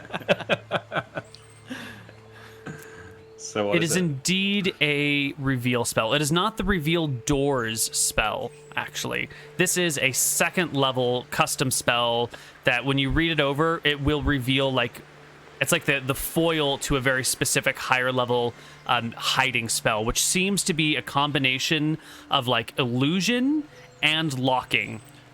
Based on what you can read from this thing, what this would reveal is a very, very specific type of like illusory wall or hidden doorway that is like quasi-real. So in theory, you should be able to like walk across this illusion if you're unaware of it, because it'll provide some level of actual fabrication, which means that this illusion, this illusory wall or whatever it is, would be almost impossible, maybe impossible to detect without this spell. Like even a detect magic spell wouldn't reveal that this is a like an illusory wall before you. Yeah. So this is a unique key to a unique lock that someone, probably Ferris, created thousands of years ago. But is it a scroll, or is it just you can learn this spell? You can learn the spell. This is the spell book. There were scroll versions, but they got destroyed when the last box was treated very, Well, I very hate to break harshly. it to you, but Nilrim's not level 3, right? So you I'm can't not level learn the 2. spell. You can't Yeah, learn I the don't spell know. yet, yeah.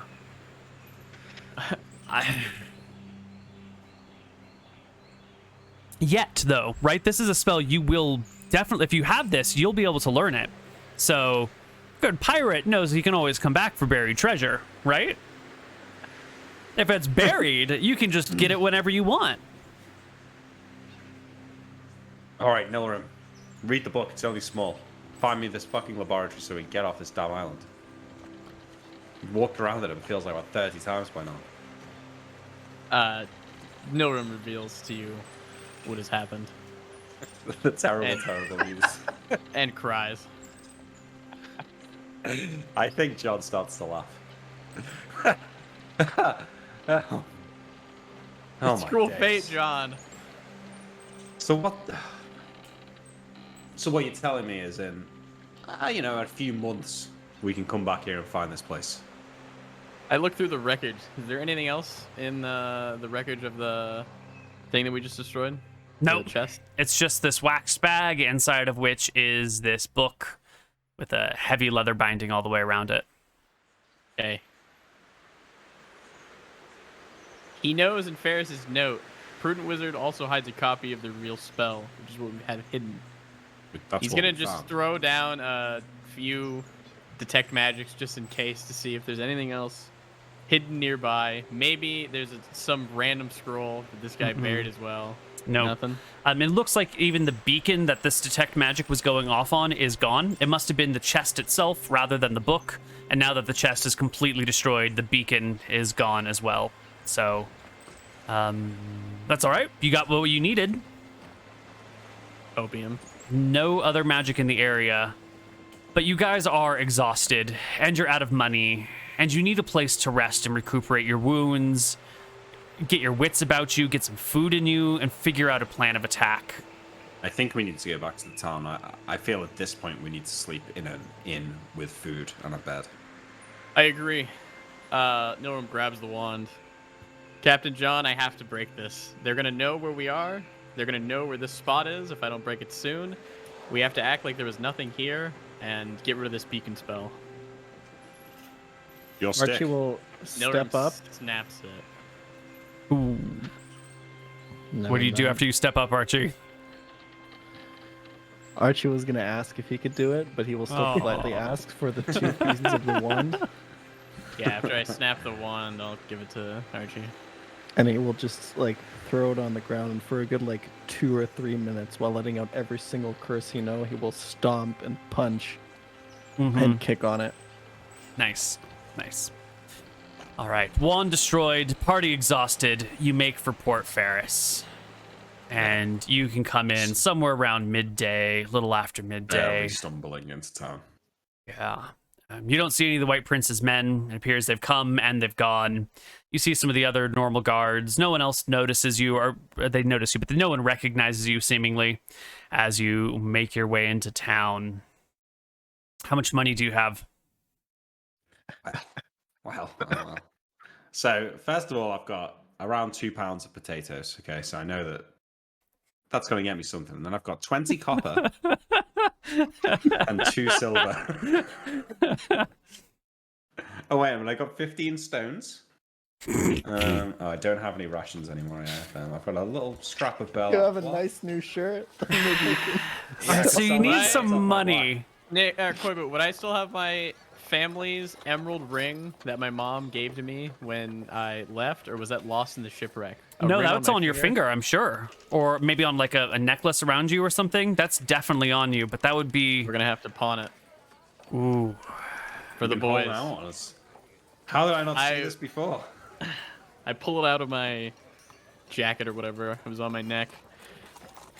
I got us into this mess. I'll get us out, and I'll hand it over to Captain. You need to pawn this and sell it. Should catch us a few silver, maybe a gold or 2. I don't know. All right. It was my mother's wedding ring, Captain. I take a look at it. How much do I think this is worth now? I haven't got appraising. You talked me out of taking it. But Well then. I do my best to do an unproficient appraisal check. Okay, give it to me. I mean, I could probably... Maybe Nilrim could tell you how much it is worth. I've had the ring for a long time. I would probably have looked into it in Maybe town. valued, yeah. My mom, it was hers. Let me just look up what appraisal is.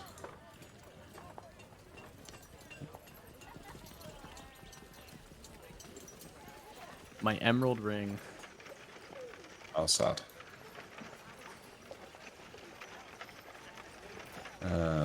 Rogue, appraising, intelligence.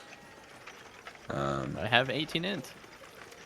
Yeah, I don't know. Can you do, like, with appraisal being a rogue skill, can you make an unproficient appraisal check as a wizard? Yeah, but I guess I would give you further penalties. No. I mean, No, I it would looked just at be a my half. spell. It would just be a half. No further penalties. Okay, I can't work it out. Well, maybe Nilrim knows. Nilrum, it's an emerald. Emeralds are expensive. It's probably worth at least 100 gold. Oh. Oh, okay. Do you want my +9 or no? Are we good with that? No, Do I that's appraisal good. check? We know it's worth 100 gold. I'm not sure we're going to be able to pawn it that easily, but I'll try. All right, guys, just find somewhere to sit. All right, I'll be back. And I pocket the ring and head Archie into town. will immediately sit in the middle of the street. All right. You, Nilrim sits with him and cries. the two of you plop down in the middle of the street. There's a little bit of crying. A moment later, a couple of copper coins drop in front of your feet from some passerby. You guys I can was going add, to tell you to move, but this is a good idea. you can add 2 copper to your sheet, Nilrum. Thank you. I will do it. All right, I head into town. I'm a thief. I know how to find a pawn shop. He said pawn it. He wants me to pawn it, not sell it. So I probably will just pawn it. No, you can sell it. He said either. It's fine. Oh, okay. I can sell it.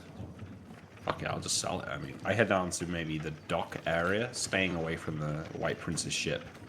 Try and find like a shady bar where I might find a fence. Certainly. There's a bunch of taverns down here. You have your choice between Quackerton's, the King, the Prince's Cup, and Greenfeather Inn and Tavern. You need to sell it shadily? It's a real ring that we didn't steal. You could literally just go to a jewelry place and not sell it for... Yeah, that's a good point. I didn't really sell things to fences. He doesn't know how to do things on the up and up. Yeah. I go into that. I go into the shadiest of these three taverns looking at them. I think maybe That's it's the Prince's Quackerton's. Cup, but it's Quackerton's. Okay. That's I thought definitely maybe it was, like, Quackerton's. ironically named. No.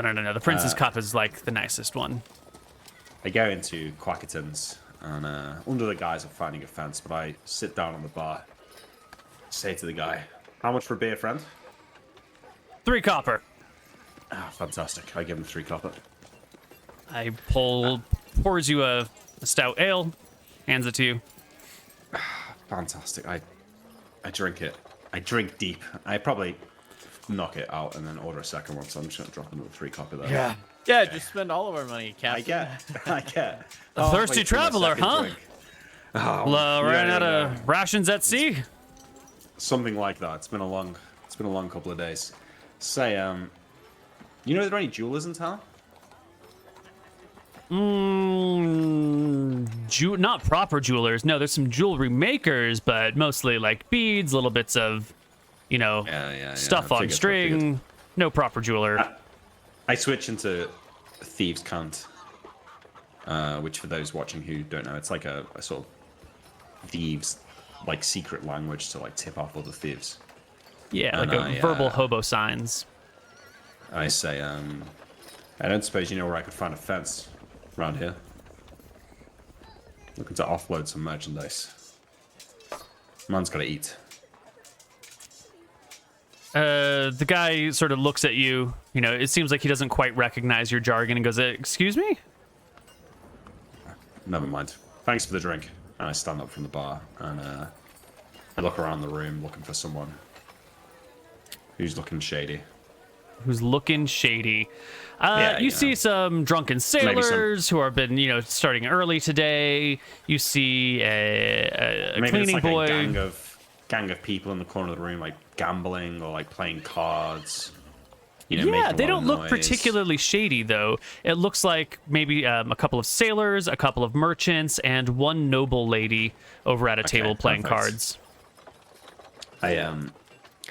I go up to I pick up like a pewter mug that's on one of the tables and I sort of like shine it with the shirt and I look at myself in the mirror and I like fix my hair and like straighten my cap and I realize that I haven't got a feather in my hat and it upsets me. I look around just in case there's a feather lying around, but there's not. Put the mug back down. I walk over to the table and say, hey, guys, room for one more? They all kind of look up at you, and one of the merchants says, "If you've got the coin," and kicks out a chair for you. You can see that they are betting with silver pieces. Looks like small blind is 1 silver, big blind is 2 silver, and then bets go from there. Just I'm kinda fucking gamble it. I'm running low on coin. I suppose I could bet with this. I take the ring out and put it down on the table. And it's worth at least 150 gold. Anyone got change? The room goes a little quiet for a moment as everyone sees the piece of wealth. The sailors look very impressed. The merchants have this annoyed look, like, "God damn it, breaking coinage! Like you're bringing a ring to a card game. I don't have this sort of fucking money lying around." The noblewoman will actually snap up the ring, not to like steal it, but to take a look at it. Holds it up to a nearby candle, and then just turns to you in her seat and says, "Well, I don't know about that, but I'll be happy to buy this off of you. You said 150 gold?" It's a beauty, isn't it? Listen, it's been in my family for a long time. She collects her coins, puts her cards face down, stands up, and puts an arm around your shoulder and begins to walk you out of the tavern. In your family a long time. Family heirlooms, yeah. Mm-hmm. That's right, yeah. I mean, I think it's probably worth about 150, but, you look like a well-off lady. If I could get 200 for it, it'd make me real happy, I could Well, feed the as you kids, said, it's only worth 150. I can't pay you extra for sentimentality, and besides that, there's no one else in town who's going to buy this. Yeah, well... May I introduce myself? I am Lady Nightingale. I own the iron mines here. Lady Nightingale. A pleasure to make your acquaintance. And you, fine sir? Well, and I take off my hat and put it down to my side. I am Captain John Winters. Currently without ship, a minor setback. Captain's a state of mind, not a measure of where you are in life. This is what I've been telling the crew. I'm glad someone finally understands. Oh, but Well, a crew you well, need a ship for, absolutely. Yes, it's more just a group of vagabonds for the moment. Hmm. But I call them crew, you know. Makes them She feel looks better. around. She sees no vagabonds with you. She gives you the No. questioning look of how insane is this man I'm talking to. She double checks the ring to make sure it's an actual emerald. I distract her by putting an arm around her this time and say, you know, I said it's got a lot of sentimental value, but, you know, I haven't really gone on with my family for a few years, and coin's coin, so yeah, 150 gold, call it a deal. I'll have to take it to my man to make sure it's the real thing and not a little piece of magic or not a polished piece of glass. Come with me. Yes, of course. Let's go right away, yes. And she will take you up towards the west end of town, right near that blacksmith street that you found, but like one street over, into a nice 3-story house. It's mostly made out of wood, stone foundation though. She'll bring you in. She'll like take off or one of her servants will come and take off her coat. She'll, mention to have you be cleaned up and presented somewhere while she goes upstairs to refresh herself. And one of the servants will take you into a room where they've got some like taquitos laid out already, as if they're waiting for a fantastic. guest. I eat. There's a pint get a of hotness cold check? ale. Oh yeah, should we get a From- hotness check on Lady Nightingale? Lady Nightingale. Yeah. Average. All right, I use my superior hotness and high charisma to charm this woman. She might be noble. She's never had someone like Captain John Winters giving her their command before.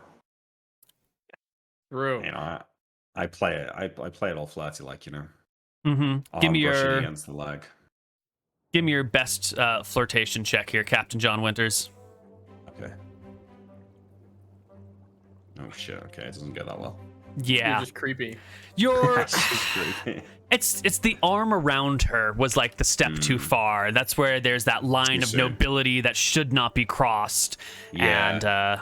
And you get the arm comes off of her, the cold shoulder, the like you stand over there, I sit over here. Once you've been refreshed and she comes down in a new change of clothes, you can see the ring is actually already on one of her fingers, and she says, I quite like this piece. I would be happy to pay you the 1,500 silver for it.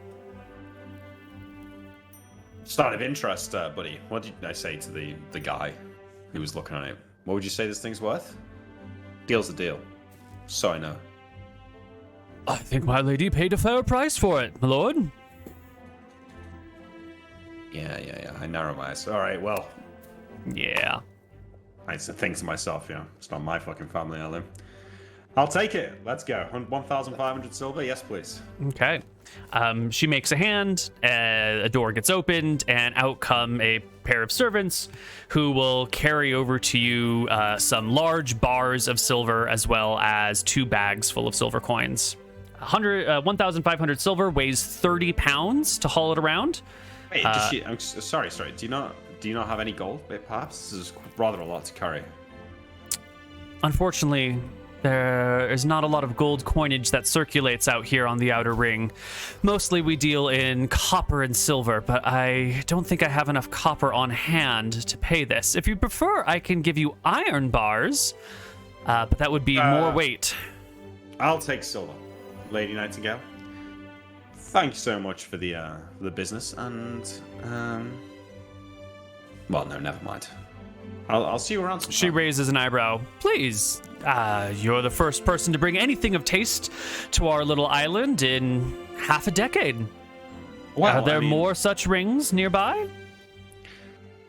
Well, there is always treasure nearby, my lady, but none that I possess right now. I don't suppose you could recommend an inn in town. My group of vagabonds and myself need a place to Are rest. most fascinating to me. Please. And she sits down at a chair and kicks her feet up on a table, sort of unceremoniously, but opposite of you, so not too casually. Who are you, these vagabonds, and where do you come from? I'd like to understand you have an estate in town. Perhaps we could talk in You're in her estate. You're in her 3-story fancy home. well, this place is lovely. I don't suppose I feel bad. My crew of vagabonds, they're not really all that bad, really. They're just sitting on the street right now. I would told them I would come back when I had a place for them to stay. I don't suppose you have a spare room or two for us here, do you? We don't often rent rooms to strangers, but for friends, there are always rooms available, depending on how good of friends the lot of you can be. Why don't you gather up your ruffians, bring them back here, and we'll make some arrangements. You are truly a wonder of the Dardanelles, milady. And I give her a little curtsy or a bow and leave the room. And feeling a lot better after 2 pints of stout and some taquitos, I meander back through the streets. Well, you guys are where I left you.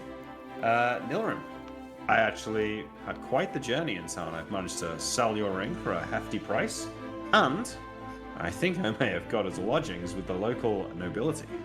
Follow me, lots. I give them a wink as they stand will up. pick himself up. Did he That's give my you more captain. coins when he was crying? 2 coppers all he got? Oh, yeah, no, you got some more. Give me a charisma check, Nilrim. 32. Oh! That's huge.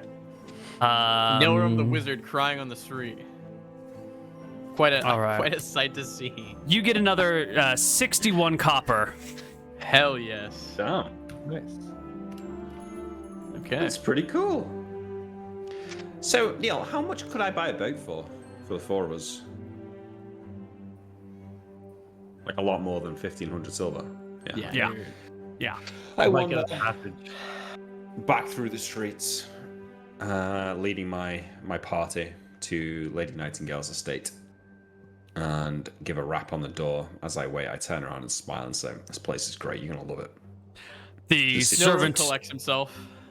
a servant opens the door. The scent of like freshly cooked food rolls out towards you, and you can see there's a couple of servants carrying like trays with plates of dishes on them for some fried chicken over there, some recently spiced potatoes over here, some like crispy green beans cooked in a lot of olive oil and salt over there, and they're all being like taken into this hallway while another servant motions the 4 of you in, gives a nod of acceptance to the captain.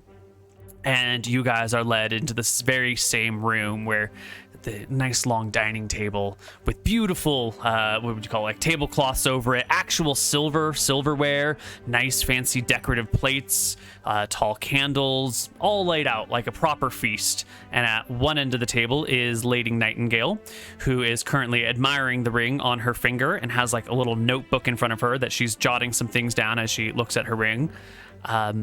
She already has a plate of food and has begun to eat. And when you 4 of you enter, she motions for you to sit and tells you to feast. I introduce everyone. I'll say, Lady Nightingale, as you're aware, my name is Captain John Winters. This here is my right-hand man, my first mate, Archie.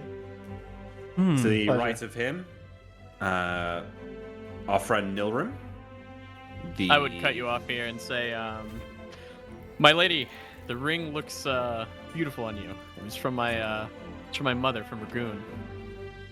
Your mother has good taste. The people of Ragoon are most wise and judicious in their approaching of the, how do we call it, inter-island conflicts. And last but not least, our divine friend, Sail. I give like the most elegant and sweeping bow that I can, like Mhm. as much flair as I can. I'm like, sail at your service, milady.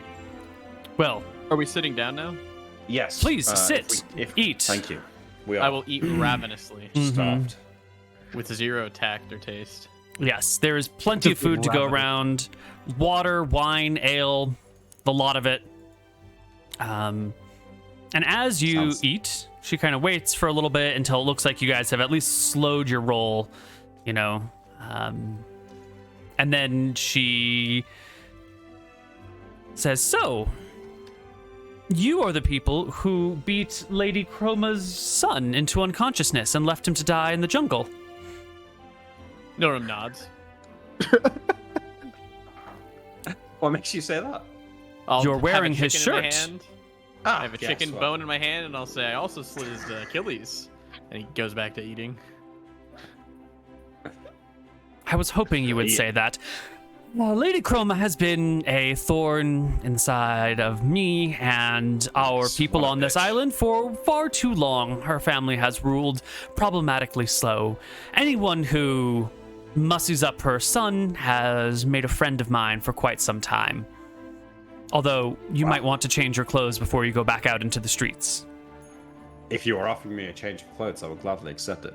But let me tell you that what I was wearing before this was less flattering. My late husband still has some clothes around. I'm sure some of you will fit into them. If not... You sure you don't want me to just pretend to be your husband? I give her a wink. I will certainly hope you wouldn't pretend to be my late husband.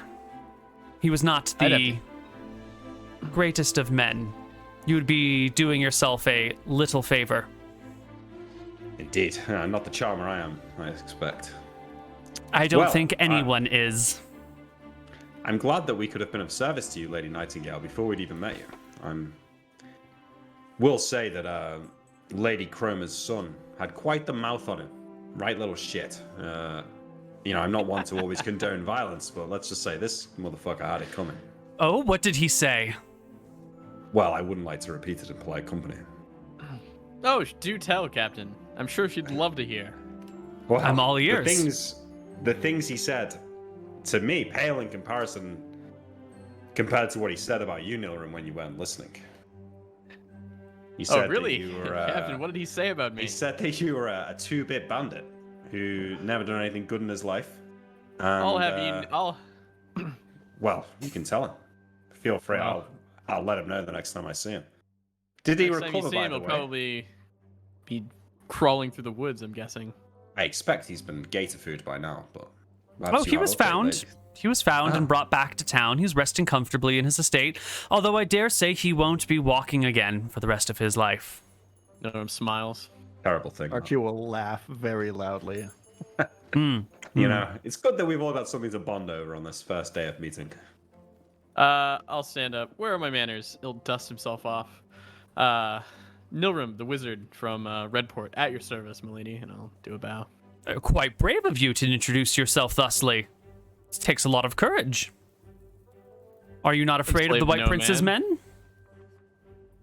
I am not, and he'll show his hands. Proudly. And you, Divine One, I see no symbol of a stare around your neck. To which god do you pray? I pray to any and all gods that will answer my call, milady. Based. She seems impressed by that. She looks over at Archie, and is this your brute? My first mate. Ah, first mate. And what is it that you do, Archie? Archie has like a bunch of food in his mouth as he talks. And he'll just say, I just beat people up when he tells me to. That's pretty much it. That is basically it. Well, quite He's the band good at of smashing stuff too. brigands you are. Well, I take issue with that word. I'm no brigand. I'll have you Pirates. A captain, Nilrim, a captain. Captain, yes. You should have seen the ship I came to this island in, Lady Nightingale. Wasn't much of a ship.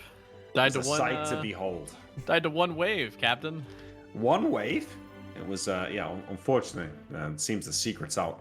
We find ourselves here as a result of a shipwreck, hence the unregistered wizard and the non-law and order cleric. Weird customs we've got over here. Yes, quite weird. Not all of us are happy about the status quo, but here on the Outer Ring, it's easy enough to live life as we please until the White Prince arrives with his men and enforces their will. Lady Chroma never stands in their way. She is the Baroness of this island. It is her duty to keep the White Prince at arm's reach, but she is more than happy to suckle at his teat and beg for every last ounce of good favor he can provide by letting his men come onto this island and search it high and low, invading our homes. They had the wherewithal to come and search my house even. Unbelievable. Those bastards have been... Well, you can't move them on this island. It's like shit in a field. They're everywhere. What is the the white wizard or the white cleric's wizards The White called? Prince. They're adjudicators. Do you know what I'm talking about? The people who test Inquisitor? and see. Inquisitors, yeah. Yes. I will inquisit. When is the last time the Inquisitors made their way out here? Have they ever? Well, the Port Inquisitor remains where they are. The traveling Inquisitors come by once every 3 years to examine the children. Once every 4 years? 3 years, 4 years? One of those two. They aren't due back until next summer. But there is an Inquisitor in town at the docks. So you had best stay clear of that area. She motions to the wizard and to the cleric. Yeah. Lest you be apprehended.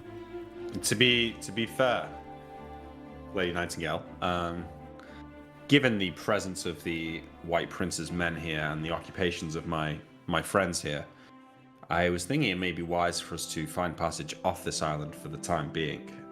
But with their massive ship out there in the harbor, I imagine that could be quite difficult. I don't suppose you could pull some strings for us, find us a ship out of here that we could maybe board at night, or maybe when the coast is more clear. You hope to beat a hasty retreat from my good graces, I fully understand. Unfortunately, I will have to ask some favors in return, seeing as you are staying in my house, eating my food, drinking my drink, and possibly sailing away on one of my ships. I think it's time you metaphorically scratch my back. She gives you a pointed you'd look like, when she milady? says metaphorically. Very well. If we can rest for a day or two, and you can help us off this blasted island, we'd be more than happy to help with some chores around the house. You need some shelves putting up, or got some barrels you need moving from the basement. That sort need of to work. your Put husband into dies. barrels, Captain. Sure. Well, that too. Yeah, I'm sure. Why Since your husband don't dies, you could do with a you- man around the house, odd jobs and that. When I find a man to be my husband, I'll let you know. In the meantime, why don't the four of you rest up for a few days, get yourselves in fighting shape, and I will let you know when the time comes. But for now, eat your fill, drink up. I'll see you in the morning. And with that, she gets up, and you can hear her walking away, her heels tapping on the stairs as she goes to the second floor, then to the third floor. And some of the footmen stand around ready to, escort you wherever you need, keep an eye on things. Yeah. You As can she notice leaves- that one of them is clearly assigned to counting the silverware because his eyes are always going to your hands and watching where the proper silver is to make sure no one takes any knives or forks or spoons or anything. Is there servants as well, or is there only guards? When I say footmen, I mean servant footmen. Once she's out of the room, I pick up one of the empty bottles of wine and hold it up and say, "Can we get some more wine?" Yeah, they So the guy grab some watching wine you. off of a cart that's in the room and bring it to you. Perfect. I pour it out. Yeah. All right. Well, I think we enjoy ourselves. Probably get some experience. Heal up for a couple of days. See what. Yeah, Nilram gets fucking wasted. Yeah. Mm-hmm.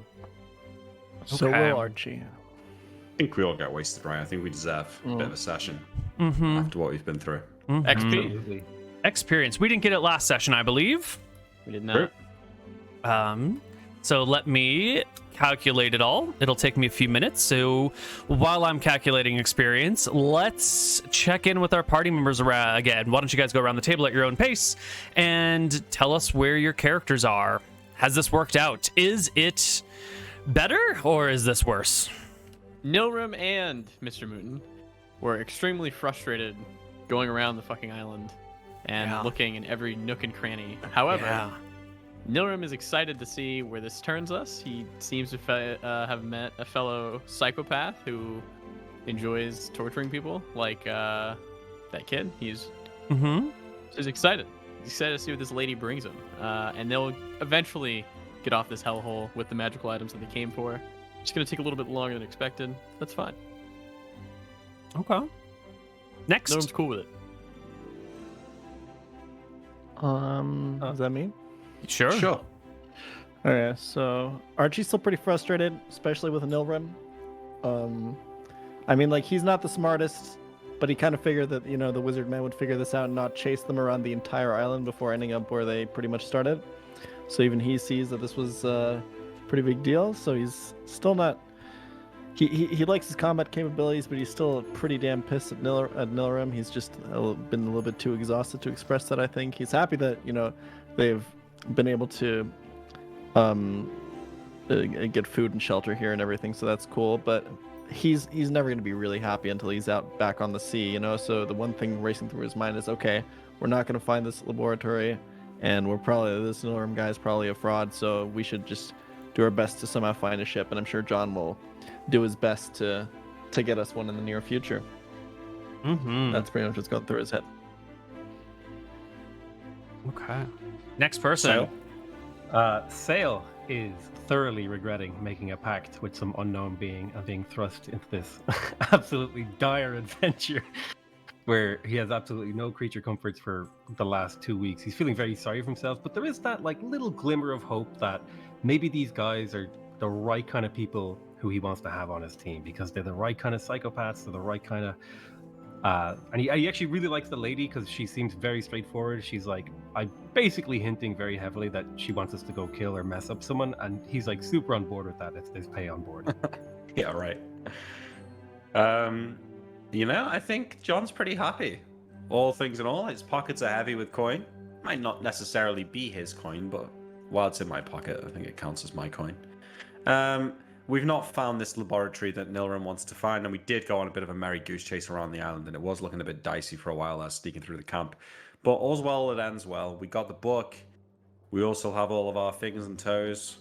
Still got both of our eyes. We're sitting in a, you know, rich, noble lady's house, drinking her wine, eating her food, and she's probably going to get us a ship off this blasted island, so... You're going to get us a ship. It's going to be our ship. Well, maybe. Yeah, wouldn't that be nice? And, yeah, if he plays his cards right, maybe he can get in her bedroom and steal a ring back. To be clear, we were, like, our characters were super fucking exhausted after that whole trek. Yeah.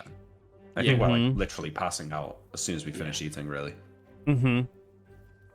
Right. My guy actually fell asleep at the dining table. Yeah, I was going to say, I think Sale might fall asleep at the table. Why don't each of you take home 1,425 experience for our adventure so far? 1,420? 25. And I get 10%, right? You get an additional 10% because you have super high intelligence. Shit, so is it Dex for rogues and Strength for fighter? Yes. So do I just get the 10% on half of my XP, yeah? Yes. Okay. And I get spellcasting XP, right? I think we're just going to skip that. It's a bitch. I'm just going to be more generous on the quest XP, so we don't have to track the spell stuff. I think it's better, because it discourages, like, oh, I cast this spell for random reason, you know, just to try and farm XP. It's also just a bitch to keep track of, and, you know... So we're not doing clever ideas or, like, rogue XP No. I'm just being more generous with quest XP than typical. So, Archie, you are a fighter who has at least 17 strength, so you get 10% additional on top of what you've got here. So you should bring home 1567. Sale, you have 16 wisdom, so you also get that. Looks like everybody's getting 10%. Everybody gets 10%. Except for John's fighter. Yeah, I technically only get plus. You 1567. Oh, I have leveled up. Excellent. Me too. How do I know when I level up? What level are you? Level 1? Level 2. You need 4,000 XP to level up. I DM'd you the page. But it sounds like Nilrim levels. So Nilrim, why don't you roll us hit points? 1d8. No, not a d8, my friend. D6. Oh, brutal. Yeah, one. No. But you get an additional spell per day, which is nice. Oh wait, I get an extra 1 HP from my con. Oh, you have 15 con? One. I have 15 con, so I get 5 Nice. Okay, that's actually a lot better. And an additional HP per day? Or Spell per day. additional Spell. Yes. I leveled up rogue as well. Okay. Is your rogue level 3 now?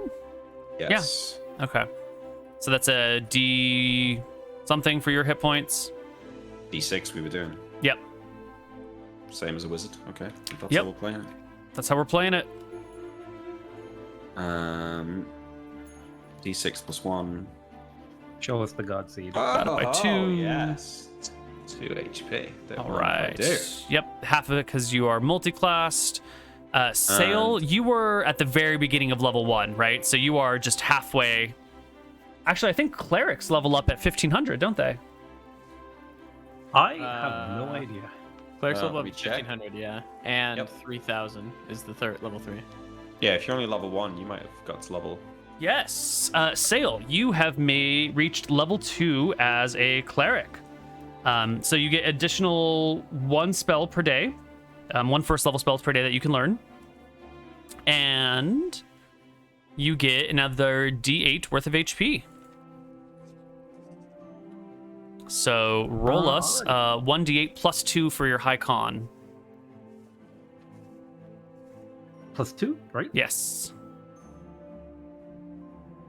6 more hit points for you. Your total goes up to Nice. 15. I'm very happy with that. You get 5 That's HP really is so good, yeah. fucking weird.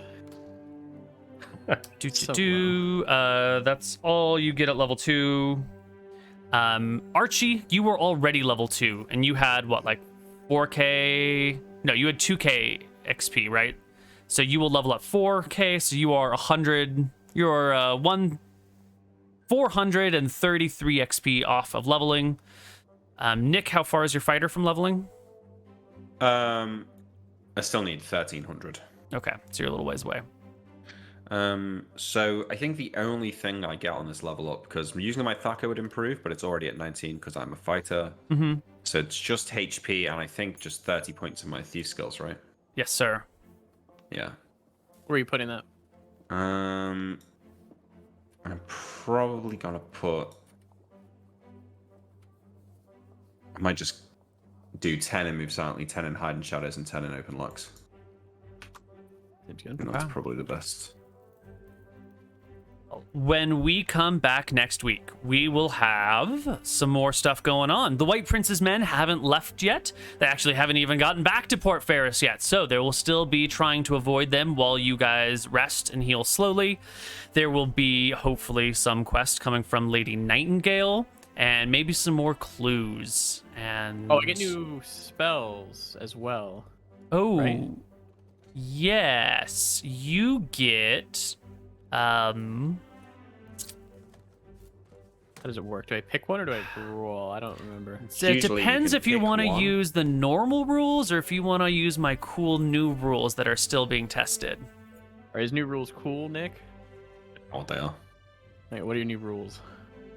So my new rules are at odd levels. When you gain a new spell level, you automatically get 1 common spell of your specialization. And at even levels, when you don't get a new spell level, you get 1 uncommon and 1 rare spell. So you'd get 2 spells, but I would randomly determine what they are. Or you could just, the old way is, or you just pick 1 spell upon level up. Or you roll for 3 of them. Randomly determine? Yeah. Do you want the DM to randomly determine you an uncommon and a rare spell? Or do you want to pick one of your own? Or do you want to roll Can we to learn? play loose with this? So can, like, I choose, like, this level? Like, sure, you can determine it. But then, like, maybe for level 4, I want to pick. Go half and half? Yeah, sure. We can do Is- half and half. You should do that, Neil, because otherwise it's gonna be with 18 ins. It's gonna be better for him to just roll for 3, like basically Yeah. every time. I'm down Yeah, to do he's got that. pretty So good. this time you can pick. Or do Okay. you pick level 2? Yeah, second level. Right, because I created this brand new spellbook building tool, which took me fucking forever to do, and I'd love a chance to actually play with it. All right. You're muted, Nick. Is that secret, Neil? That tool or some Regal Goblins? Yeah, it's not linked there yet. I'll show you later. Okay. Okay. So Uncommon. Do you already have the armor spell, Mr. I McMouton? did not. Well then, that is the first uncommon spell that comes your way. Grab armor. Good one. Nice, yeah. It's good for And alls. for rare, that list didn't have a rare one in it. Fist of Stone. I will read up on those. Okay. Yeah, so that will be it. We will be back next week, but not on Tuesday. We'll be back on Wednesday next week. So one day later, but same time. And we'll be back then. So, everyone, shoutouts? Anything anyone wants to say before we head out for the night? Yeah. If you're enjoying the campaign and you're not from, Neil's normal community, maybe you're from Pokemon Challenges or PotatoMcWhiskey's YouTube channel, guys, come and check out my stream. Probably going to be talking about this campaign tomorrow night. If you want to hop up, we'll do like a recap or whatever, talk about what we're going to do next. Yeah, I'd like to give a shout out to Nick for carrying this episode. Very hard. Right. Other than that, come check out all of our streams. You can see our handles right here below our faces. And we'll be back in a week and a day. See you all next time. Goodbye. See you guys. Bye-bye.